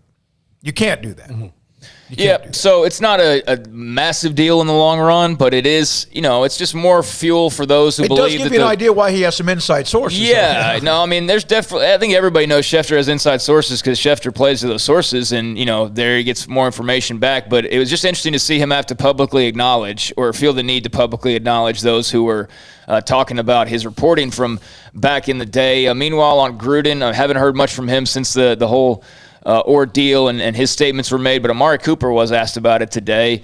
He said it just goes back to what I've said in previous interviews of knowing personality types, knowing Gruden. He was able to make really quick decisions, and sometimes it can be impulsive, sometimes it could be good, sometimes it could be bad. But knowing Gruden, I never thought he was racist. I never thought he was misogynistic or anything like that. So he just basically said that the impulsive side of his personality can lead to some bad things, and that's kind of what he pointed to. And Amari, obviously is a very deep thinker. So he's saying he didn't see that, but he can also see where that would kind of come out in his personality. So just interesting to get the point of view of a former player of his, or a guy who is familiar with him. At best, Gruden is guilty of being too comfortable. Yes, for sure. I mean, at worst, it's everything you said. He's somebody that kind of reminds me in a way that people fell in love with his personality, with the looks, the glance, and he took advantage of that. He took advantage of winning a Super Bowl. So what? I have no problem with that. He was making a lot of money on ESPN.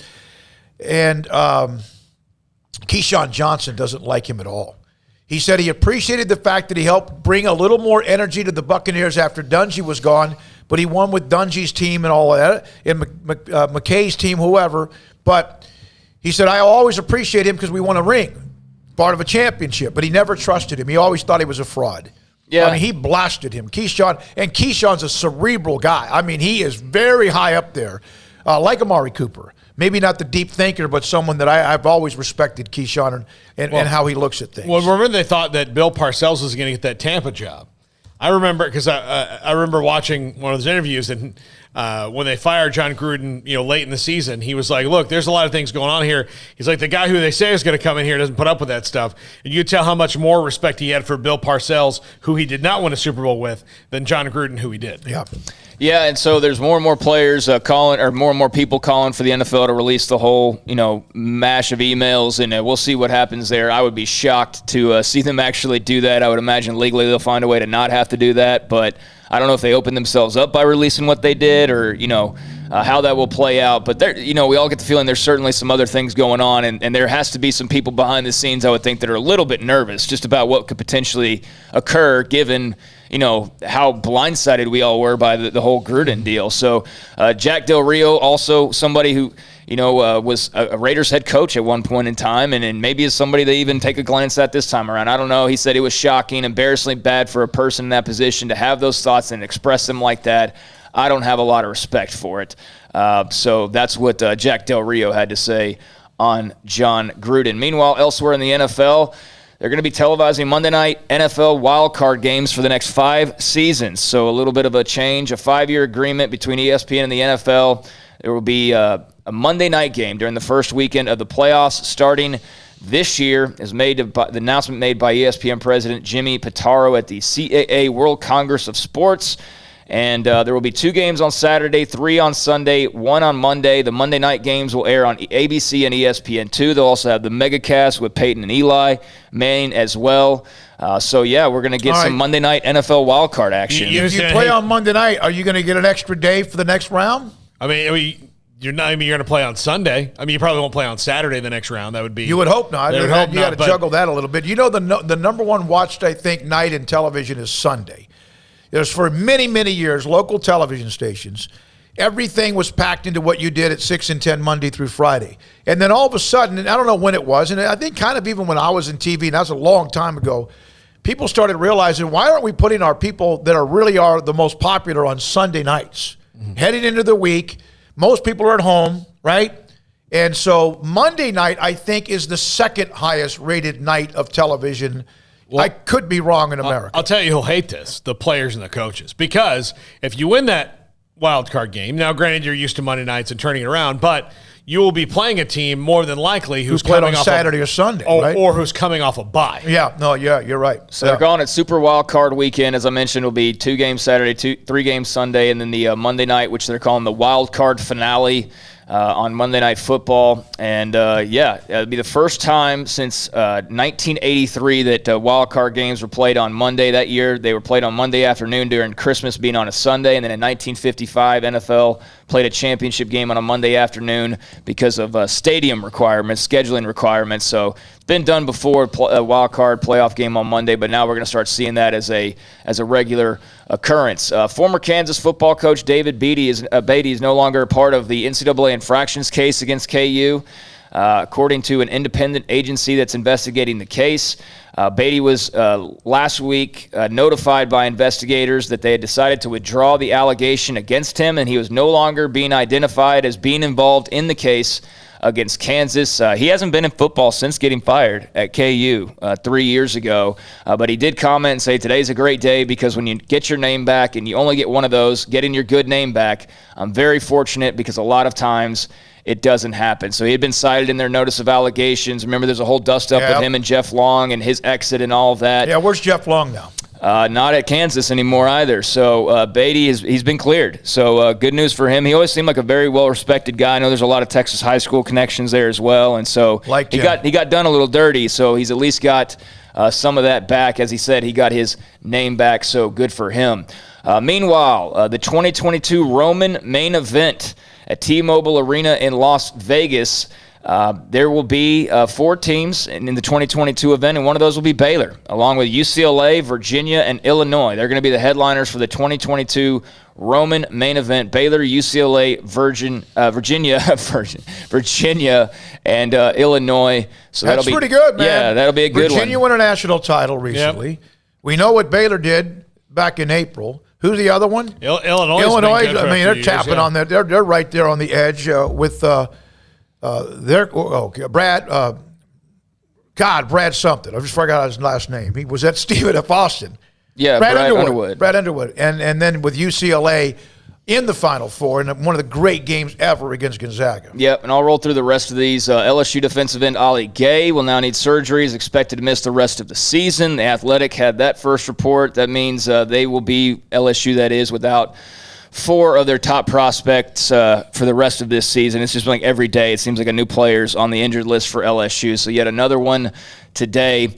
Also, I love this because, he asked me who my favorite football player of all time is. I kind of got to think about it. I was a huge Adrian Peterson fan, but I also love Sean Taylor.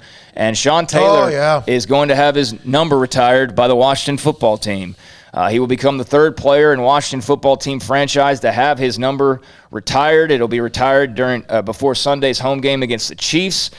They also announced today that there will be a road leading to the stadium that will be renamed Sean Taylor Road. Players will also have a number 21 decal on their helmets on Sunday. And can you name the other 2 players who have had their numbers retired? No, because they have 1,000 names on the ring. It's too many. That's like. But there are some players whose jerseys haven't been officially retired, but players have not worn it since then. There's players, right? There's numerous of those, but there's only 3. Sonny Jurgensen. There's only 3 that have had him officially retired, and no, Sonny Jurgensen's not one of them. But Sammy Ball. Taylor's one of them. Sammy Ball's one of them. So there's one left. 5, 4. Sam Huff. Art Monk. Bobby Mitchell. Bobby Mitchell. Oh, and that's a lot of that is to do with the fact that he helped break the color barrier in the National Football League and was overshadowed quite a bit at times. He was with Cleveland as well. Bobby Mitchell was part of the organization for a long time. I don't know if he still is or not, but he was you talk about a multi-talented receiver, punt returner. And what's notable is that some people, I guess, because everybody complains about everything nowadays, but some people were like, oh, well, that's just a PR stunt to try and take away the stories, from the emails and all of that. But Ryan Clark, former cornerback, he did say that he had been reached out to before the Gruden stuff hit. So this wasn't oh my gosh, we need to do something to get the heat off. This was already something that was in the works at least the last few weeks. So I'm glad to hear that. I would have hated to hear otherwise. I wish that we could pull it up quickly enough. We don't because we're way past time. But we still have a couple more notes if you have. Real quick, I will. Louis Riddick, who was a pro scout for the Redskins in 01 through 04, who's now a part of ESPN. He was the director of pro personnel with the Redskins in 05, 06, and 07 when they drafted Sean Taylor. He said he went up to Sean Taylor when he was younger and said, "You are everything I wish I could have been as a player." He also talked about how Taylor had to grow up and how Taylor almost, he's one of those guys that came from a very tough background. And he said that in a short amount of time, he was as good as anyone he's ever seen play the position. He had the ability as a wide receiver, as a defense, kind of like what we're seeing. I'm not trying to say Trayvon Diggs. Sean Taylor's a Hall of Famer, but he never will be. Yeah, Sean, I saw him. God, I cried that morning when I heard that I saw story. him play in the rain in Tallahassee in a game Florida State lost, and he hit Chris Ricks so hard. As hard as he hit the punter in the Pro Bowl? Oh, yeah. I mean, just ran straight through. Chris Ricks had a little rollout and thought, hey, I can get 5 yards before Sean Taylor can hit me. No, you can get 2. You can get 2, and sorry about your spleen. I mean, it was so hard. It was, and I remember thinking that game, like, this guy's he was one of the best football players I've ever seen play in person. Yeah. All right, rest of the schedule tonight, MLB, Dodgers at Giants, NLDS Game 5. That series is tied at 2 apiece, so if you're looking for some baseball, good one tonight with the Giants and the Dodgers. Tonight, a double header, or not a double header, but 2 games. Tonight you have Navy at Memphis.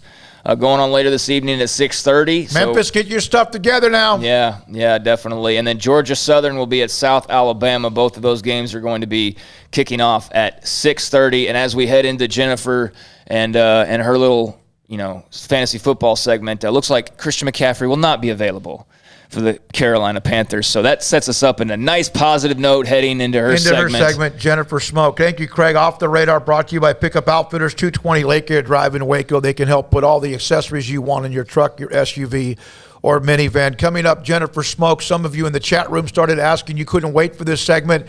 You may change your mind after the next 15 minutes. Jeremiah Dickey, Boise State 530, Sikkim 365 Radio. Richard Carr, Buick GMC Cadillac.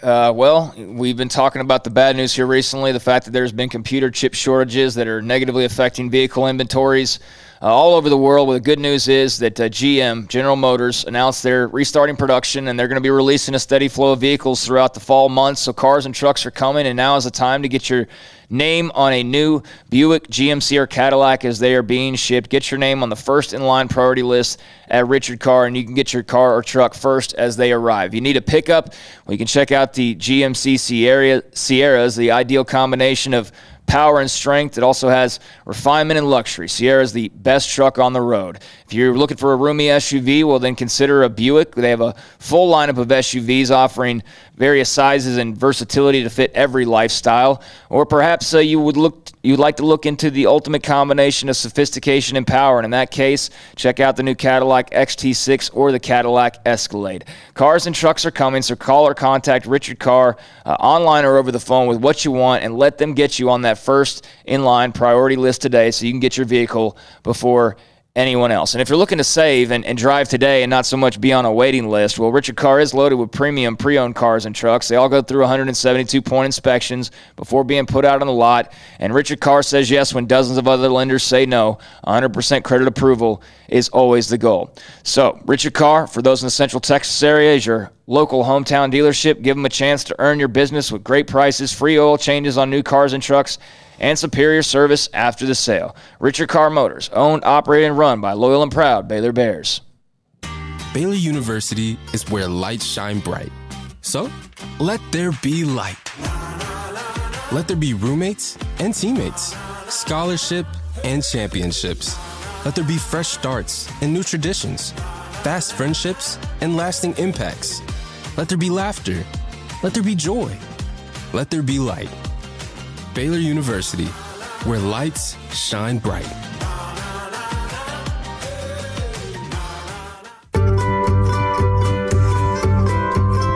You want to know why Stonewood Dental is so successful? Listen to what happy customers have to say. It's pleasant. It's different than any other dentist office. I really feel like they care. And it's not that you're here for 2 hours waiting on someone to take care of you. It's quick and easy, and I bring my kids, and my kids love being here too. They really love the treasure box. Staff is really nice and accommodating, real friendly.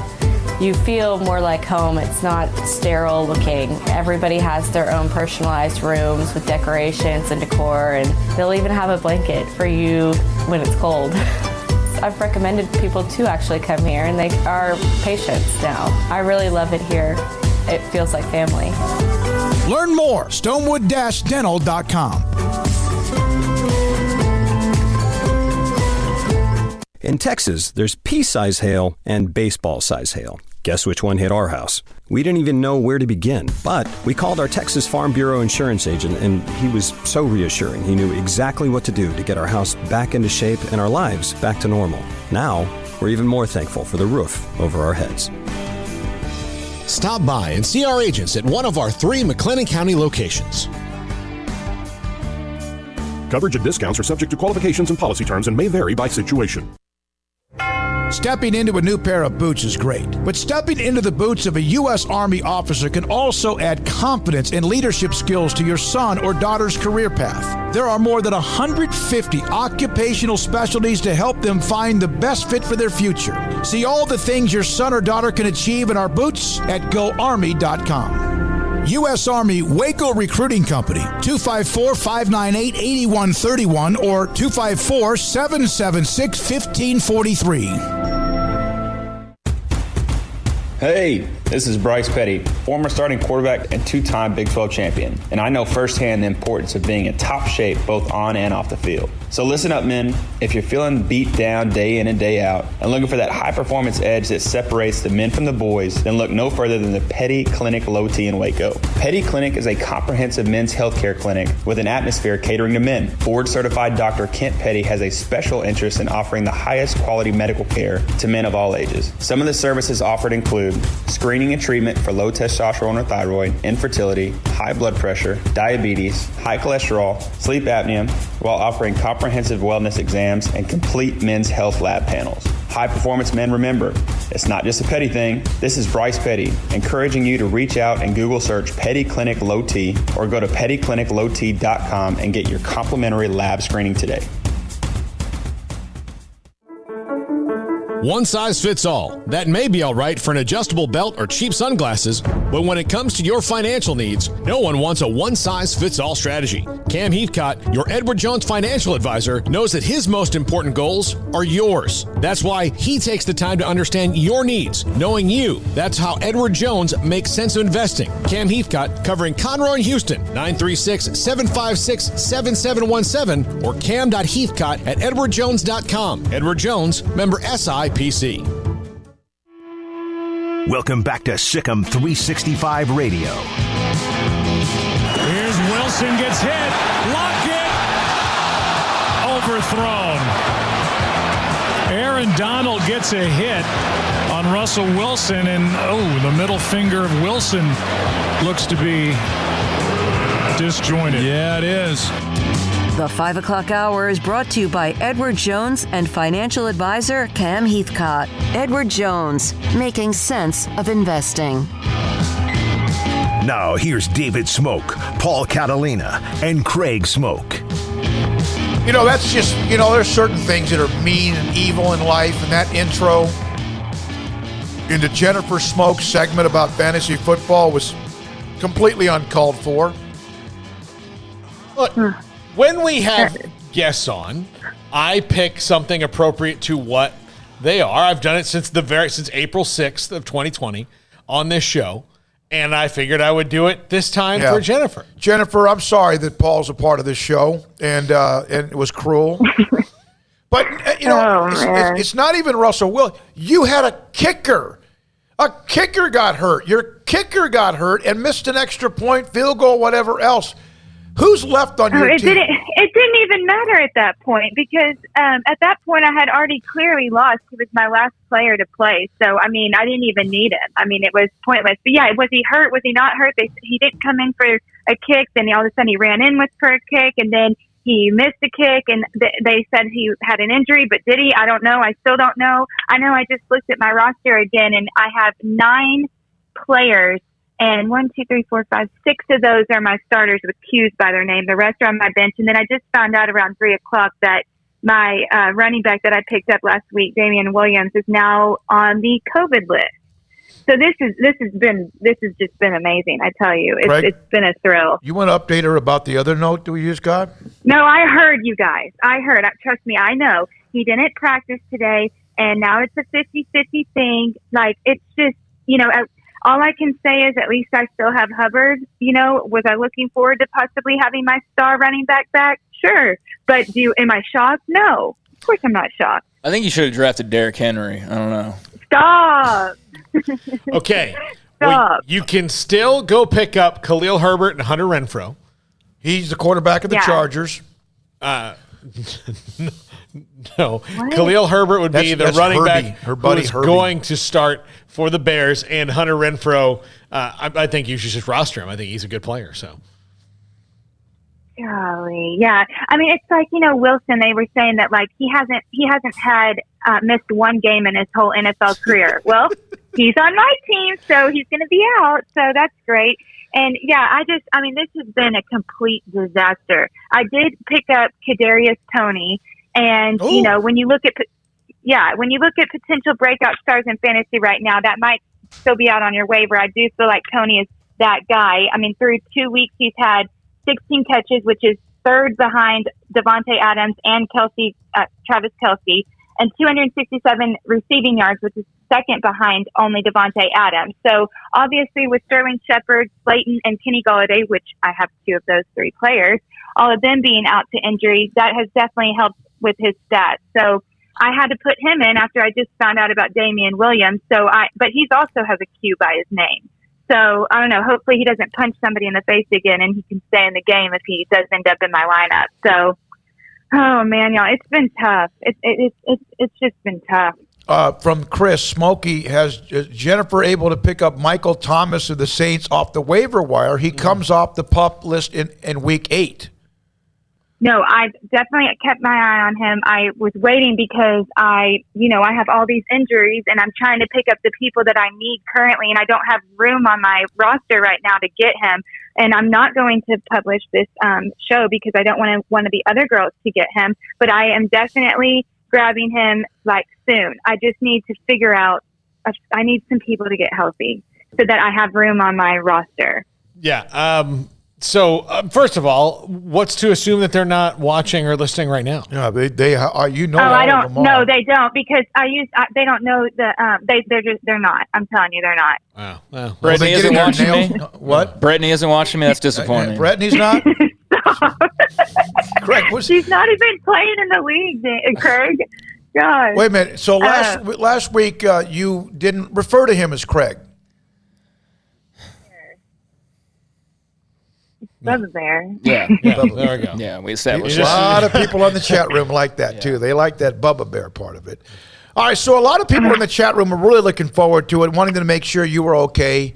They're worried about you, and you're not. They should be. Yeah. No, the minute that Wilson went out, I went on a walk with Oreo because I told Daniel, I was like, I cannot mentally watch this game. I was like, because I went on a walk. I was like, it's just better sometimes if I'm not watching it the whole time because I get way too upset. So I went on a walk, and I walk in, and I had looked down at my phone, and I was already so annoyed because for some reason they kept running the ball on like 3rd and long and stuff. And so I walk in, and Daniel's just like nervously looking at me. And I had gotten a text from my dad that says he just hurt his finger, and I'm like thinking Dad's just playing one of those jokes on me. And I look up at the screen, and this guy's finger's going 3 different directions, and I'm like, are you kidding me? Because that's the same, like every time one of my star players plays on Thursday, they get hurt. That's exactly what happened to McCaffrey. He got hurt on a Thursday night, and all I did is I poured a big glass of wine. I went into my bathroom, took a bath. I Googled screaming heavy metal music. I landed on Korn, and I just turned it on level 10 and just tried not to lose my mind. That's basically what happened. You landed on terrible. Korn? Yeah, Dad, that's spelled Korn. I know you've probably never heard of them. I know you've never listened to them, but yeah, I just Googled loud screaming metal, and that's what I got, and it made me feel better, kind of. Did that make you feel better, the bubble bath or the large glass of wine? All of it. Yeah. No, actually, nothing has made me feel better, to be honest. So now here's what I'm going into. Okay, I've got 4 quarterbacks on my team right now. One of the reasons I can't grab anybody else. But Paul. So I've got, Dad, I've got Taylor Heineke, and that's who I'm leaning towards playing this week because the Washington defense, went into this year expected to be a top 10 defense, and then they have been one of, if not the worst defenses in the league so far. So I feel like that bodes well for Heineke fantasy owners this week. And with Patrick Mahomes and the Chiefs getting embarrassed last week by Allen and the Bills, I know they're going to come into this game angry. So I fully expect Mahomes, Kelce, Hill, to go off this week.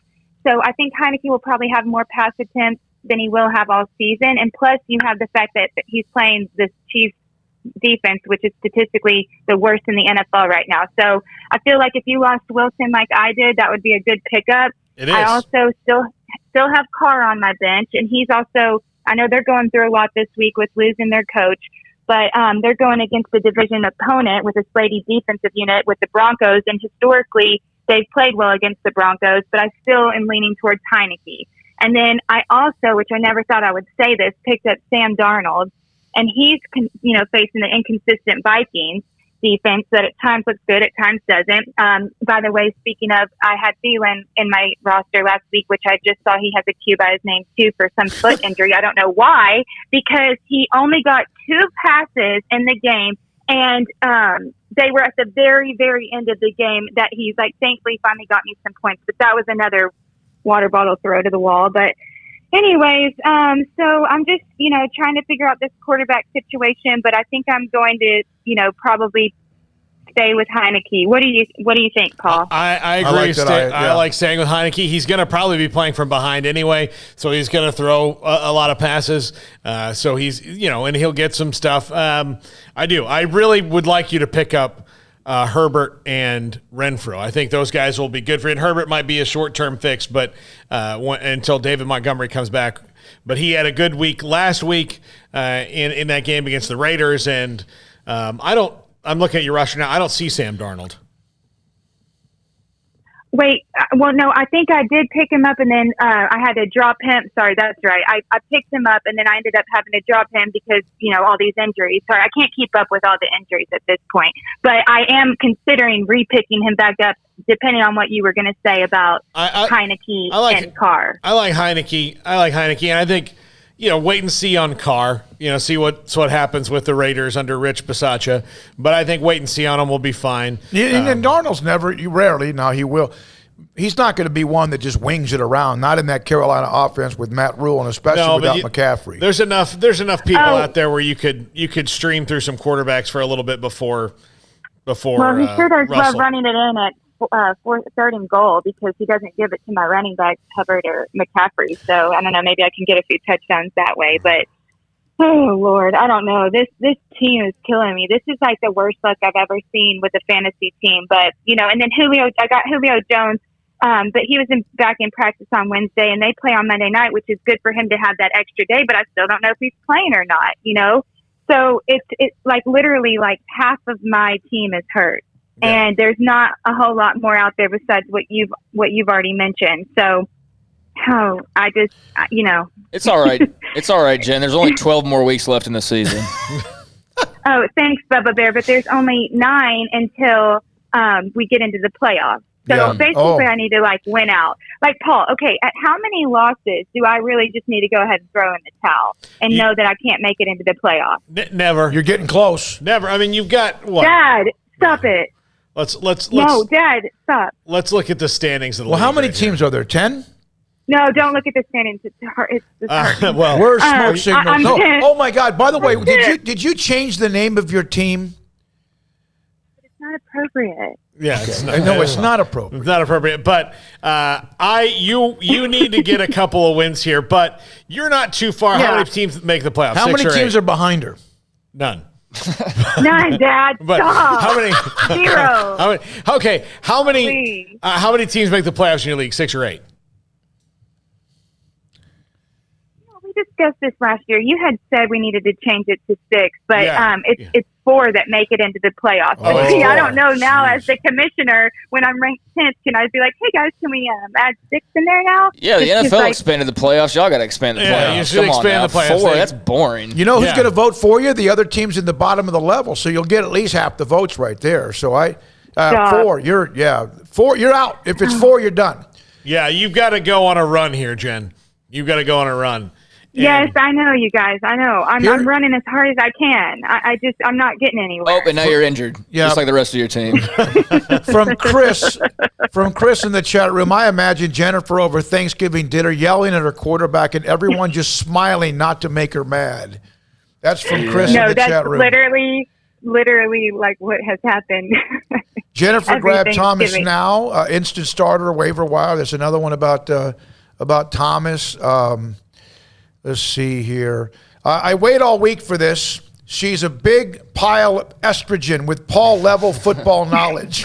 I know. I feel bad because it's like I have nothing positive to say about this team. But y'all, like, wouldn't it be amazing if I do go on a run? And I know last year that there was like two girls that started off like this. It was terrible. And I remember looking at their teams and like, this is probably karma, thinking, oh, they're not good. And one of them ended up in the playoffs. Like you said, Paul, it happened to you, and you ended up in the playoffs. And so, I'm not giving up. Just like, I didn't give up on my James Robinson, who's now become one of my favorite players. And that reminds me, Urban Meyer made another comment this week that he wants to average, quote unquote, 250 and 250 per game, which means 250 passing yards and 250 rushing yards per game, which is just laughable because I believe the 2019 Baltimore Ravens averaged the most rushing yards per game in NFL history, which was right around 200 yards. So in order for the Jaguars to even come close to that, they would have to set all sorts of rushing records. So just another stupid thing Urban said and done. But, again, feed Robinson. Do we want to go there? No. Yeah. No, they need to. And look, they've not won, but they've played a lot better when they have. So it's kind of obvious what they need to do. Oh, Beer Smoker 4444. Shop Christian McCaffrey. The problem is he's hurt, so he can't really. But that might be something you have. Of course, you told us no one trades in your league. Yeah, y'all got to revamp the league. No, it's so annoying. Y'all got to revamp the league. There's too many. I'm going to get all new girls. There's not enough playoff teams. You don't do trades. Like, you got to spice things up a little bit. Yeah. Yeah, I know. So, wait, do you think they're going to, allow me to, add 6 teams to the playoffs I in wouldn't. the middle of the season? We can do a vote, though. Well, we can do a vote. You can do a vote, or you could just do it. Yeah. You can say, there was a... you're not posting this segment. Have some I don't know about addendum. the ethics of it, but yeah. Well, Tara's your best friend, right? Where is she in the standings? She's above Jennifer. Yeah, that's right. Everybody's above Jennifer. Brittany is not playing this year. The only one you really don't like is it Taylor or is it? There's one of them you got in the cat. Okay, Dad. I like all of them. Okay. I like all of them, but it's so frustrating when I'm scrolling through everybody's teams on Sunday, Monday, and I'm like, wow. And I'm over here crying in my closet. It's like, it's hard to like them when I see how good their teams are doing. But of course, I love every single one of them. That's why I wanted them all in the league. But, oh man, I need miracles. I need miracles. Please, this is from the 402. Final thing, whatever Jennifer has to complain about today, at least she doesn't own my fantasy team. Holy hell, it's heartbreaking. All jokes aside, I love the show. Sick 'em and go Big Red. So that was from one of the listeners as well. Jennifer, we are praying for you and your team and for Daniel and Oreo, and the walls of your house, that things do get better, okay? I know. I have to keep reminding myself I have a new home and I can't throw anything or punch the walls. But at least Oklahoma won. At least Oklahoma won. Yes. Oh, honey. Yes, they did. Boomer Sooner, baby. Woo! All right. And so did those Baylor Bears. Yep. Thank you very much. Nebraska. Okay. All right. Yeah, throw a shot my way. Thank you. I'm kidding. Love you. Bye. Love you too. Jennifer Smoak, Fantasy Football League expert. We'll break right here, come back, oh, Lord, with Jeremiah Dickey, the AD at Boise State on Sick 'em 365 Radio. Don Humidor and Coffee Beans with Carol, Ashley, and Cheyenne. They have a 48-foot walk-in humidor loaded up with every great brand of cigar you could imagine. Macanudo, Ashton, Romeo, and Julieta. Also, Arturo Fuente, Rocky Patel, Cohiba, Padron, all of them. 48-foot walk-in humidor. Don Humidor and Coffee Beans. Coffee beans, one of their most popular flavors. And the aroma of the cowboy. Ground coffee beans, they'll do that for you as well. And on top of that, if you need CBD product, they have that available, including Vitadreams to help you fall asleep a little bit easier at night where you don't lose sleep, you don't toss and turn, and you get up the next morning and you feel so much better. It's Don Humidor and Coffee Beans in the Town West Shopping Center, Valley Mills in Waco. Masters of barbecue, kings of crazy good food, and the perfect sanctuary for sports, beer, and barbecue is Coach's XXX Smoke on Austin Avenue in downtown Waco and also on Highway 84 in McGregor. A menu filled with choices like a great offensive playbook, including 3 meat combos with sides, burgers, and sandwiches, wings, loaded giant spuds, and salads. Crazy wings, chicken poppers, big boy fries, and smoking quesadillas, just some of their amazing appetizers. There's Coach Big Ol' Draft Beer, or order Zach's Spicy Bloody Mary or Coach's Margaritas and Mimosas while watching your favorite team play. Great pecan smoked barbecue, fun atmosphere with attention to detail, including a catering menu, and we'll quote your price to fit your budget. Coach's XXX Smoke on Austin Avenue in downtown Waco, and walking distance to the great places to shop and enjoy, and also the original location on Highway 84 in McGregor. Great food, great price, great fun. Eat where the locals eat.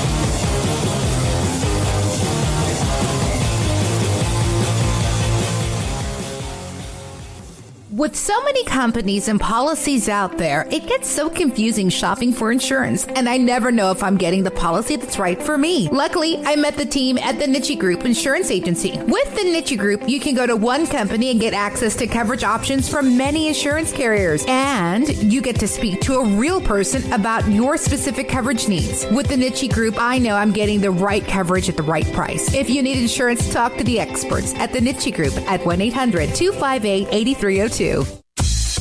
Baylor Scott and White, Southwest Sports Medicine and Orthopedics, the team physicians for Baylor Athletics, diagnosing and treating all sports-related injuries, including concussions. These specialists also provide orthopedic services for athletes and non-athletes alike, whether it's knee or shoulder pain, hand or wrist injury, orthopedic spine care, and even an arthritis and total joint clinic. Trust the doctors Baylor Athletics trusts. Baylor Scott and White, Southwest Sports Medicine and Orthopedics wants to get you back in the game. It's time for some high school football. Berg Colgan Ford proudly celebrates the Panthers, Cadets, Lions, and all the Central Texas football teams as they march their way through the season and down the field. Hi, I'm Mark Stewart with Berg Colgan Ford. We'd love to show you our Broncos, Raptors, and Mustangs. These vehicles are winners with their sporty options and designs. Nominate who you think deserves the Built Ford Tough Player of the Week at FordPlayerOfTheWeek.com. Visit us anytime at BKFord.com, making buying your next Ford simple at BK Ford.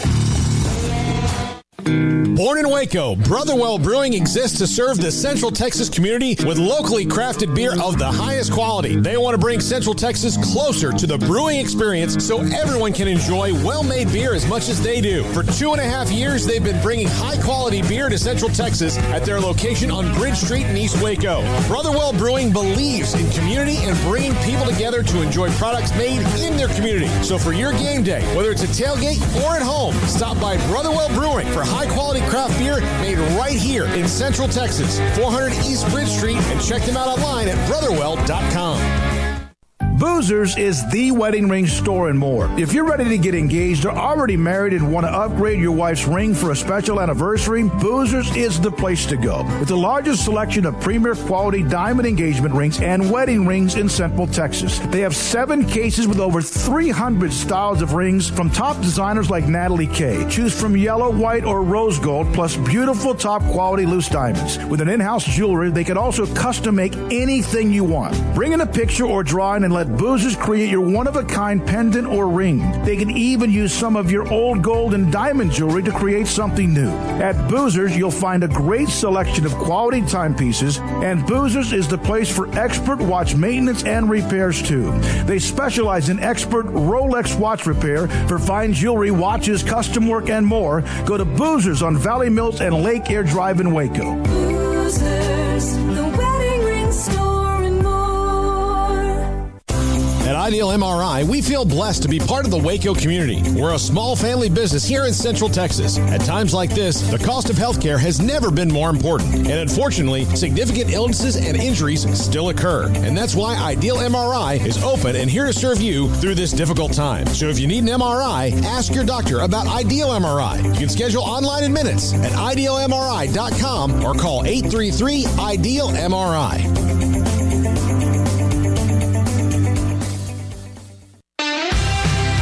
Welcome back to Sikkim 365 Radio. Are you a Sikkim 365 super fan?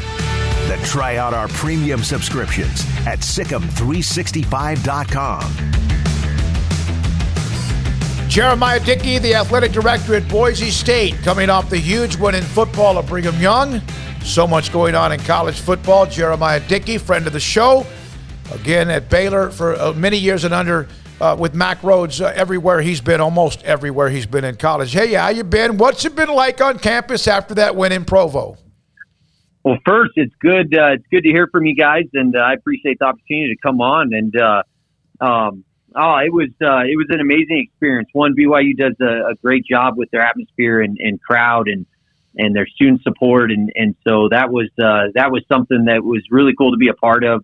Packed house, and for us to get that win, Smoak, I saw how much our guys were working behind the scenes, and our coaches, and it meant a lot, and it's something that it came at a good point in time for us, and I'm really excited for this weekend, and we take on Air Force, and they're a great program, and looking forward to that.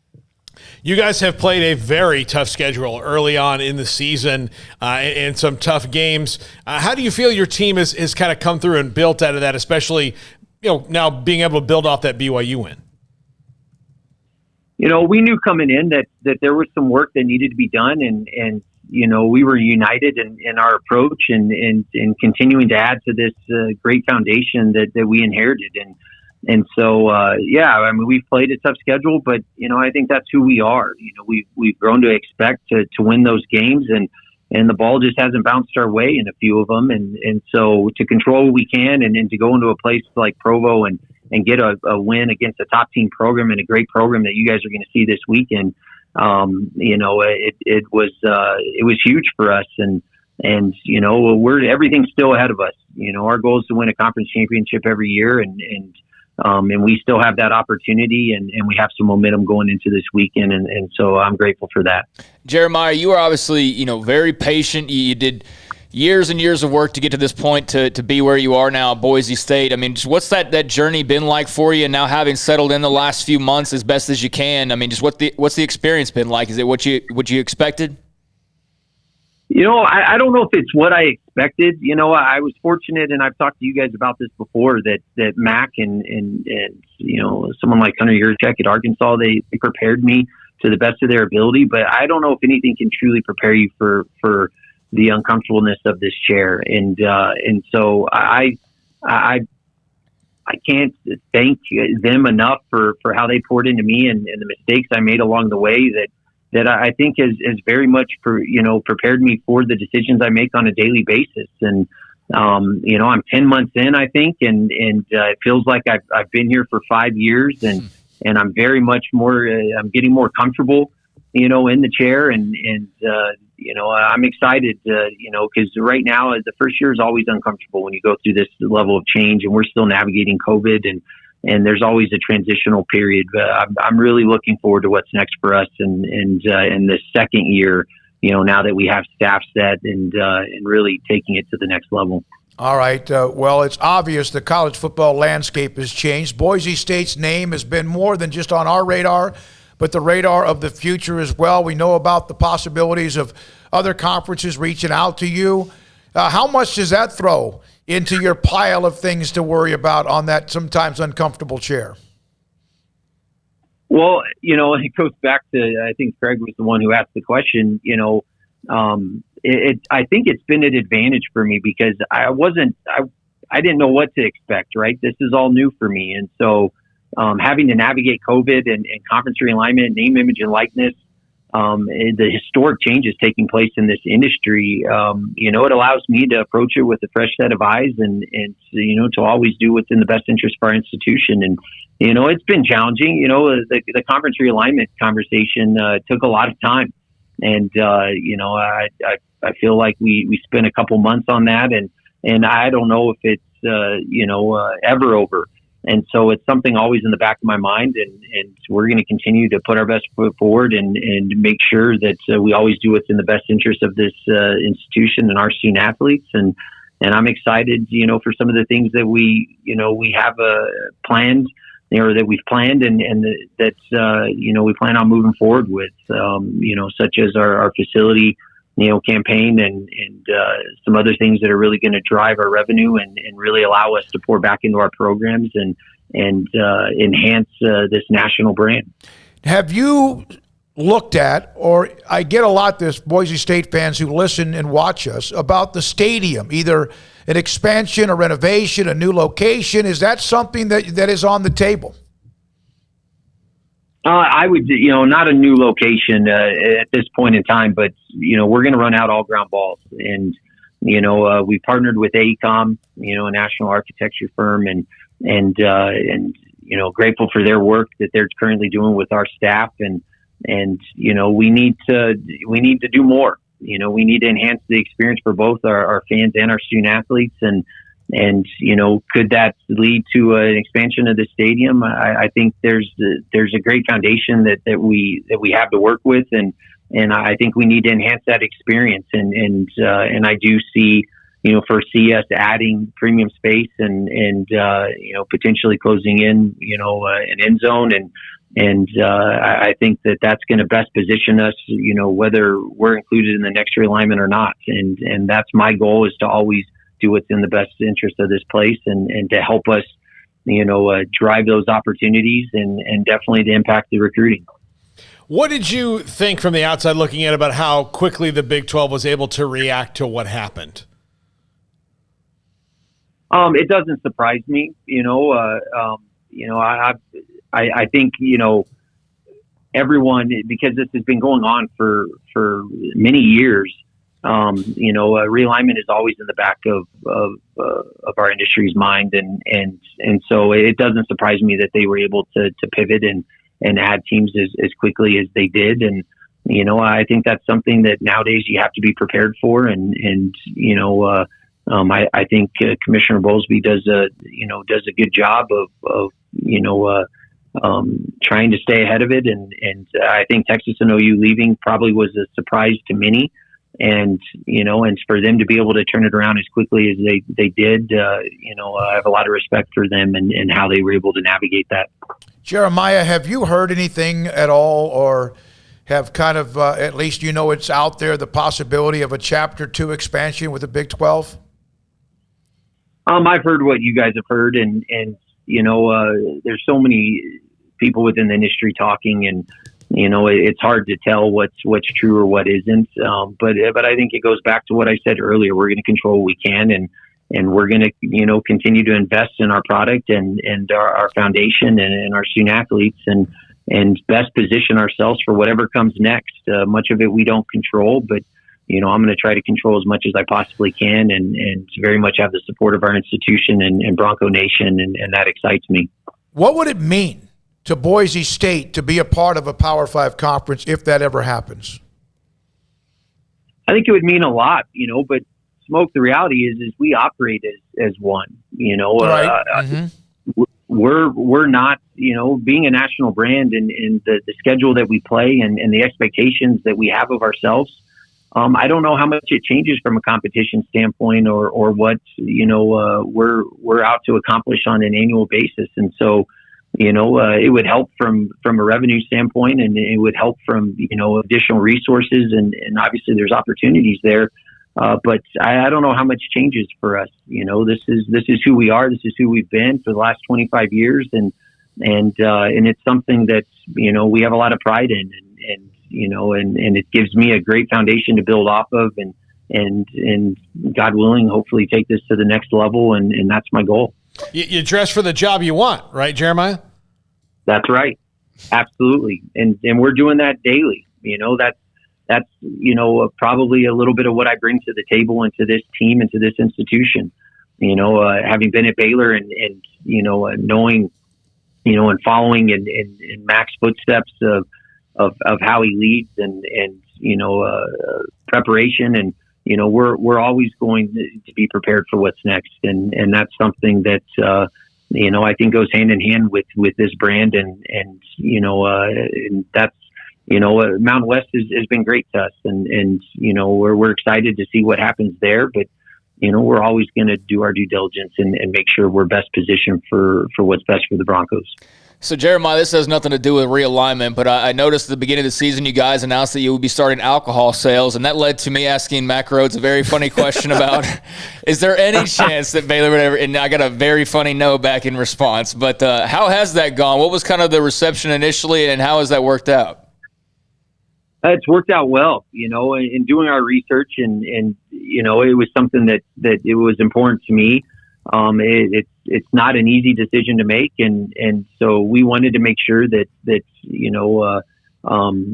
we did our research, and we felt like eliminating the reentry and which we needed to do if we were going to sell alcohol, it would obviously keep our stands packed and drive maybe a different level of interest in our program and eliminate excuses for showing up and supporting the Broncos. And so far, I think our first 3 home games were our 3 most well-attended games that we've had in the last 5 years. I know from everyone, believes that these decisions are made strictly from a revenue standpoint. And for me, it was more about the game experience, and we have a huge tailgating community, and what we've found is a lot of our incidences related to alcohol have actually gone down, and we haven't seen an increase in over drinking, et cetera, and that's something that I hope holds true throughout the season. When people don't have to binge drink before they go into the game or leave at halftime to go drink more, out in the parking lot. I think it provides a better overall family experience. And that's something that so far through our first 3 games has held true. Did Mac Rhodes, when you beat Brigham Young, text you and said, okay, that's a nice win, I'm going to take that back to the Big 12 Expansion Committee? He didn't say it exactly like that, but he does, him and I will touch base, after, the good and the bad. And so I always look forward to his texts, and, that was a big one, for us. And I knew, and I know probably, Baylor Nation is disappointed that BYU's coming in with a loss, but they're a great program, and they're a really good team. And I hope, Baylor, I haven't followed, but I hope they sell out this game. I would expect them to, and I would expect BYU to bring their best. And I'm excited to be a fan this weekend. Yeah, I think it's on track to be a pretty good setting, so hopefully that remains the case. Jeremiah, you weren't around Dave Aranda and company, very long, obviously, but the change happened, after you already the change happened very quickly, but last year was so weird for everybody. We know all that, but what's it like on your end to kind of see the bounce back for Baylor football this year and them having some success because of just how difficult, obviously everything was to begin with? Yeah, I mean, I'm glad you said that. Last year, for his first year, it was maybe the worst possible situation to come into as a new head coach. And so I give him a lot of credit for how he approached it, his attitude. You guys see it on a daily basis. I'm a huge fan of his, and like I said, I'm watching from afar, and it means a lot to me, to see him have success in that program and those student athletes and those coaches and staff around him, because last year was really difficult. And one day maybe it will be a great 30-on-30 for everything that we had to navigate. So it does not surprise me the success he's having this year, and I'm seeing the success he's having off the field with recruiting as well. And that's who he is, and he's been consistent. And I think the world of him. I saw someone tweet, I don't know if it was you guys, about similarities between him and Scott. Yeah. And I see that, what you see is what you get, and he is consistent, and I don't care if it's a big win or a big loss, he is consistent. And I think that's important. And, the industry needs people like Scott and Coach Aranda, and I'm really happy for him and the success he's finding. Dave is Scott without caffeine. That's the difference. That is true. Yeah, very true. All right. How much do you pay attention to what Boise State alum Kellen Moore's doing with the Cowboys in the NFL? I texted him today, actually. He's someone that is very important to us and to me, and I've enjoyed the conversations I've had with him. And God, you can't. I mean, he had an epic run, here, and was really a part of building this foundation. And so, being a Cowboys fan, and the pipeline that Mr. Jones has to this. This football program, it's something that I'm always watching the Cowboys and watching what they're doing and not surprised by his success. Kellen is a future head coach and I would fully expect him to get his opportunity in the NFL here soon. He's earned it and is very deserving of it. Cedric Wilson, Leighton Cedric Vander Esch, Wilson, yeah. Leighton Vander Esch. Brian Harsin seems to be having, at least right now, a pretty good start at Auburn as well. It's another guy that you guys have in your tree as well. He is, and that's a tough place, and obviously in a very difficult league, and really happy for him. Every person that's come before us has put their mark on this program, and I love for them to have success, and we're I'm sure a lot of Bronco Nation is following what he's doing, and I'm excited to see it, and it's the more those people a part of our tree have success, the more they talk about us, and so I'm very much an Auburn fan, and just like I am a Cowboys fan, and anyone else who's come before us. Jeremiah, one more thing about the Boise State. You've said everything. You guys, as you said, is a national brand. What do you say about sometimes when people look and maybe don't quite understand what Boise brings to the table? Not that you have to prove it to anybody, but things are changing, right? It's not just if you're a part of maybe the South, or you're a part of being connected close to a city or whatever, that you guys can kind of handle your own. Yeah, I mean, I think we've proven it, and now in today's age of technology and social media and whatnot, I don't know, obviously it matters where you're located, but we charter everywhere, and most teams are now, and so I don't buy into the whole distance and region and all of that.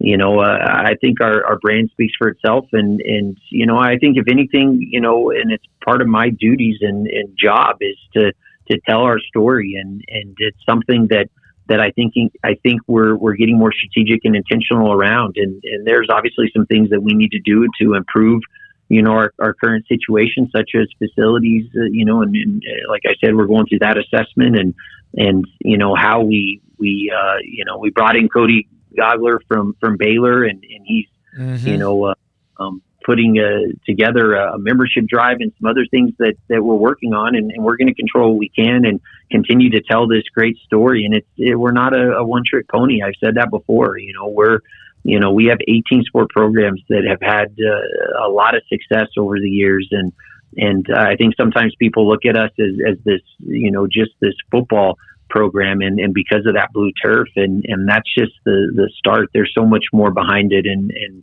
that's something that we just need to do a better job of getting our coaches out there and promoting our programs, and that's something that we're going to continue to work through.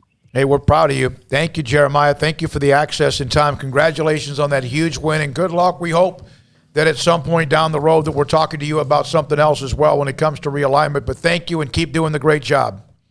Hey, thank you, guys. I appreciate it, and good luck this weekend. Thank you. Jeremiah Dickey, the Boise State Athletic Director, many years with Mack Rhodes, recently with Baylor. And, man, you talk about a first year, you deal with COVID, you deal with all sorts of things, and all of a sudden, just the same thing on all ADs, but then NIL, transfer portal, the realignment, who's in, who's out, who's on the radar, who's not.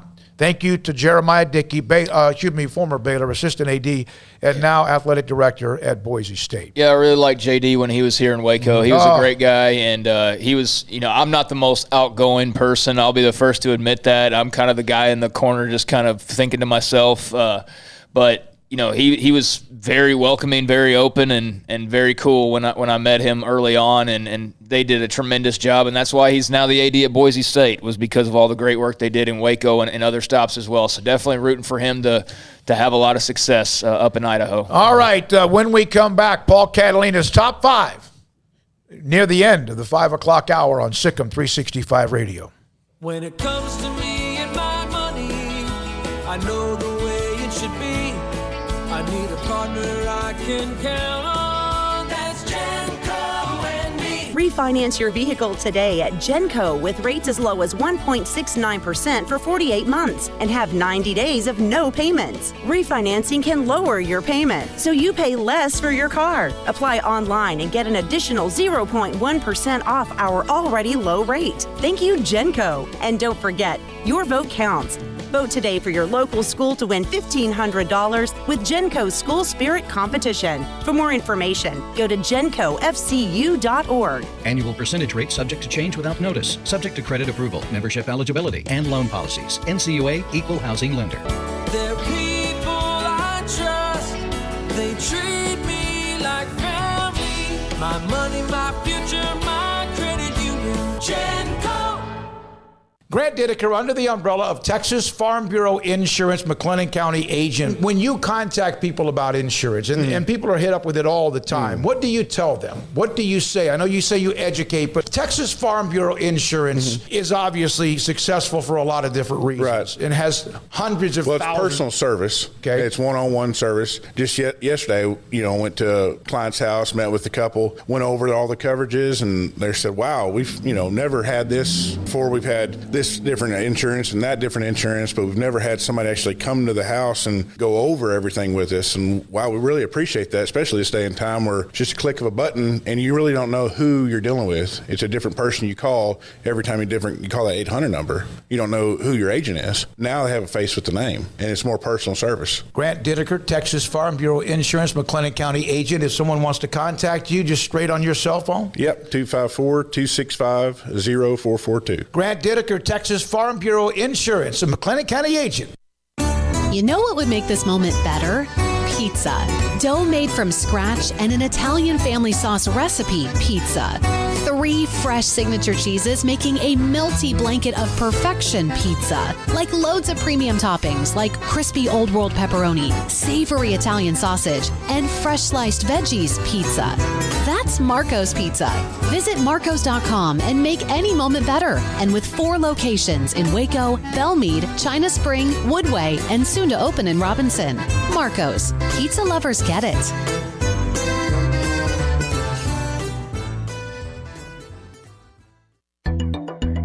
It takes time to reach goals. It's a truth that applies to more than sports. It goes for your financial goals as well. You work hard for your money, and you deserve an investment strategy that lines up with your game plan. And Tom Albers, your Edward Jones financial advisor, can help. If your financial investments aren't putting forth the effort you desire, stop by today for a financial review. Tom Albers, 4301 Lakeshore Drive, 254-776-7605. Edward Jones, member SIPC. Three Nations Brewing Company has 16 different beers on draft with a new beer every Friday. It also offers 2 air-conditioned tap rooms, a large indoor beer hall, a second-floor mezzanine offering a great overview of the brewing company and equipment and patio where you can relax under the shade. Plus, you can now experience the new Three Nations Beer Garden Grill on our shaded patio with socially distanced seating for your enjoyment. Grab a cold beer and enjoy a bite from our freshly prepared and delicious menu. Street tacos, quesadillas, freshly cooked burgers, and dogs and veggie burgers too. State Fair tornado fries, nachos, and so much more, all prepared and cooked on site. So come visit the award-winning Three Nations Brewing Company on East Vandergrift off I-35 in Carrollton.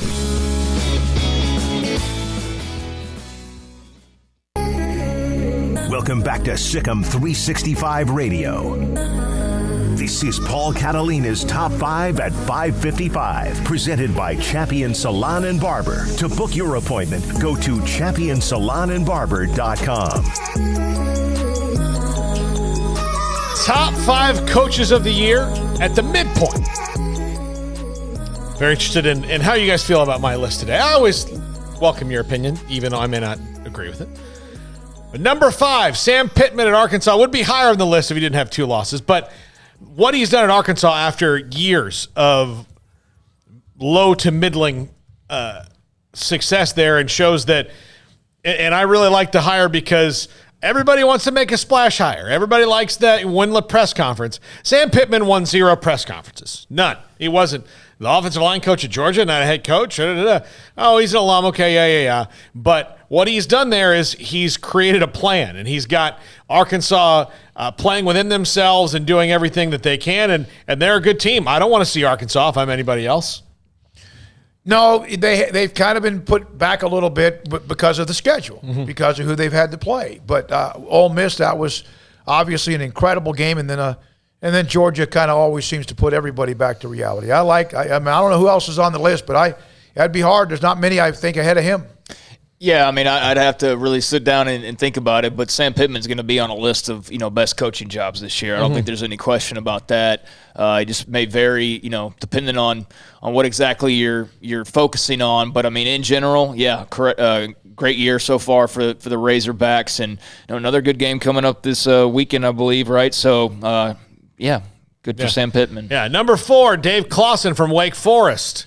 Doing an excellent job. That team's tough. They play hard-nosed football. You don't want to see Wake Forest across from you. Look, I think they'll probably lose eventually. I don't think they're quite talented enough to go undefeated, but they're going to win that side of the ACC. I think. I really do. I think they're going to win it. I think they'll beat Clemson. I think they're better. Okay. I mean, I think they're better. I do. And I think Clemson's probably going to, even if they lost to Clemson, I think Clemson's going to lose again somewhere down the line because they're not very good this year. And I think they're going to win their side of the ACC. And I think Dave Clawson is a name that's going to be on a lot of teams' lips for a bigger job than Wake Forest. They're not very good, Clemson, or they're just not good compared to what we're used to. They're not good compared to what we're used to, but they're not. They're not. I mean, they're still pretty good. They're okay on defense, but their offense has got a lot of problems. They've been a mess. Yeah, a lot of problems. Yeah, I mean, Wake Forest has been a great story so far. I'm curious to know. I don't know if we really have any Wake Forest fans that listen. But I'd be curious to know what it's been like for them. I mean, were they expecting a 6-0 start to the season? Probably not. Were they expecting, a win, over Louisville or whatever on their way to 6-0? I don't know. But, man, they must be enjoying it right now. So, yeah, Dave Clawson, I'm sure, will be getting some buzz. Number 3, Kirk Ferentz at Iowa. Maybe just I put him at 3 because they're third in the country right now, or second, depending on the poll. But, again, just don't change what you do. Keep on. You know what works for Iowa, and look at where they are. Again, Kirk Ferentz is not trying to reinvent the wheel. I know there's plenty of people across the country probably not big fans of a grizzled old coach like Kirk Ferentz, but hell, it's working.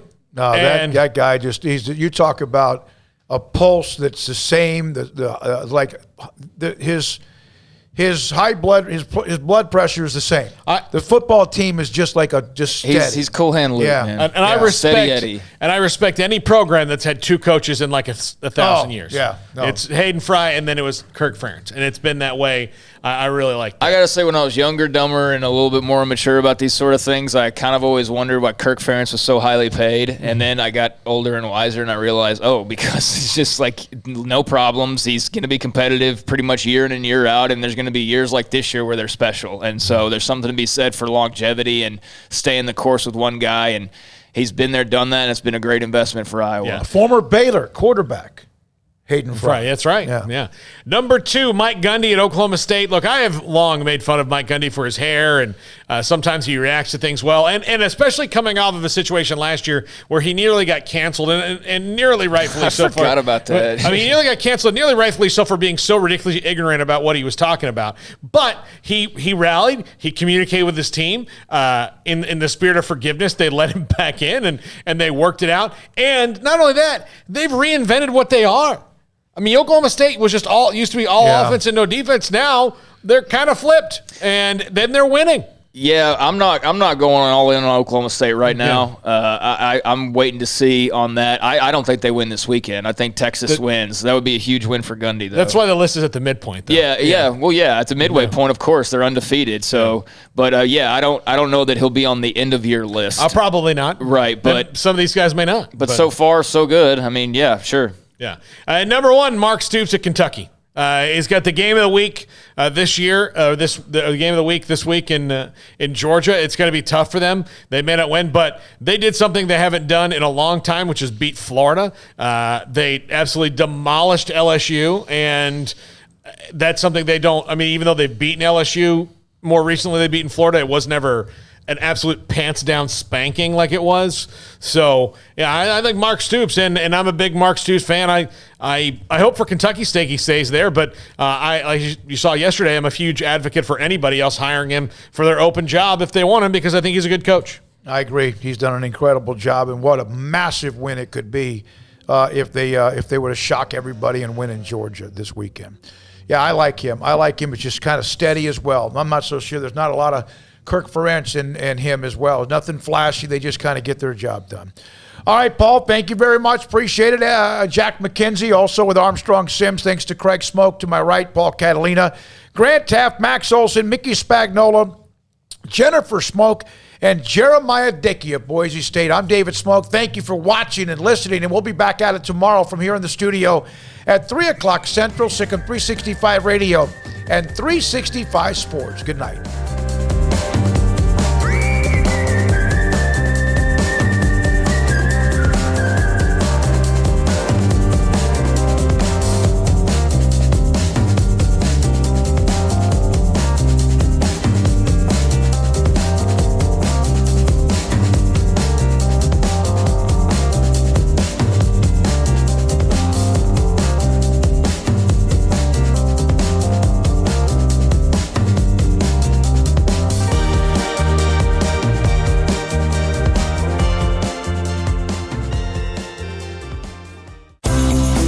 Ideal MRI is a small family business right here in Central Texas. We're open to support you while lowering the cost of healthcare bills. When you need an MRI, ask your doctor for an Ideal MRI. Visit us at idealmri.com or call us at 833-IDEAL-MRI.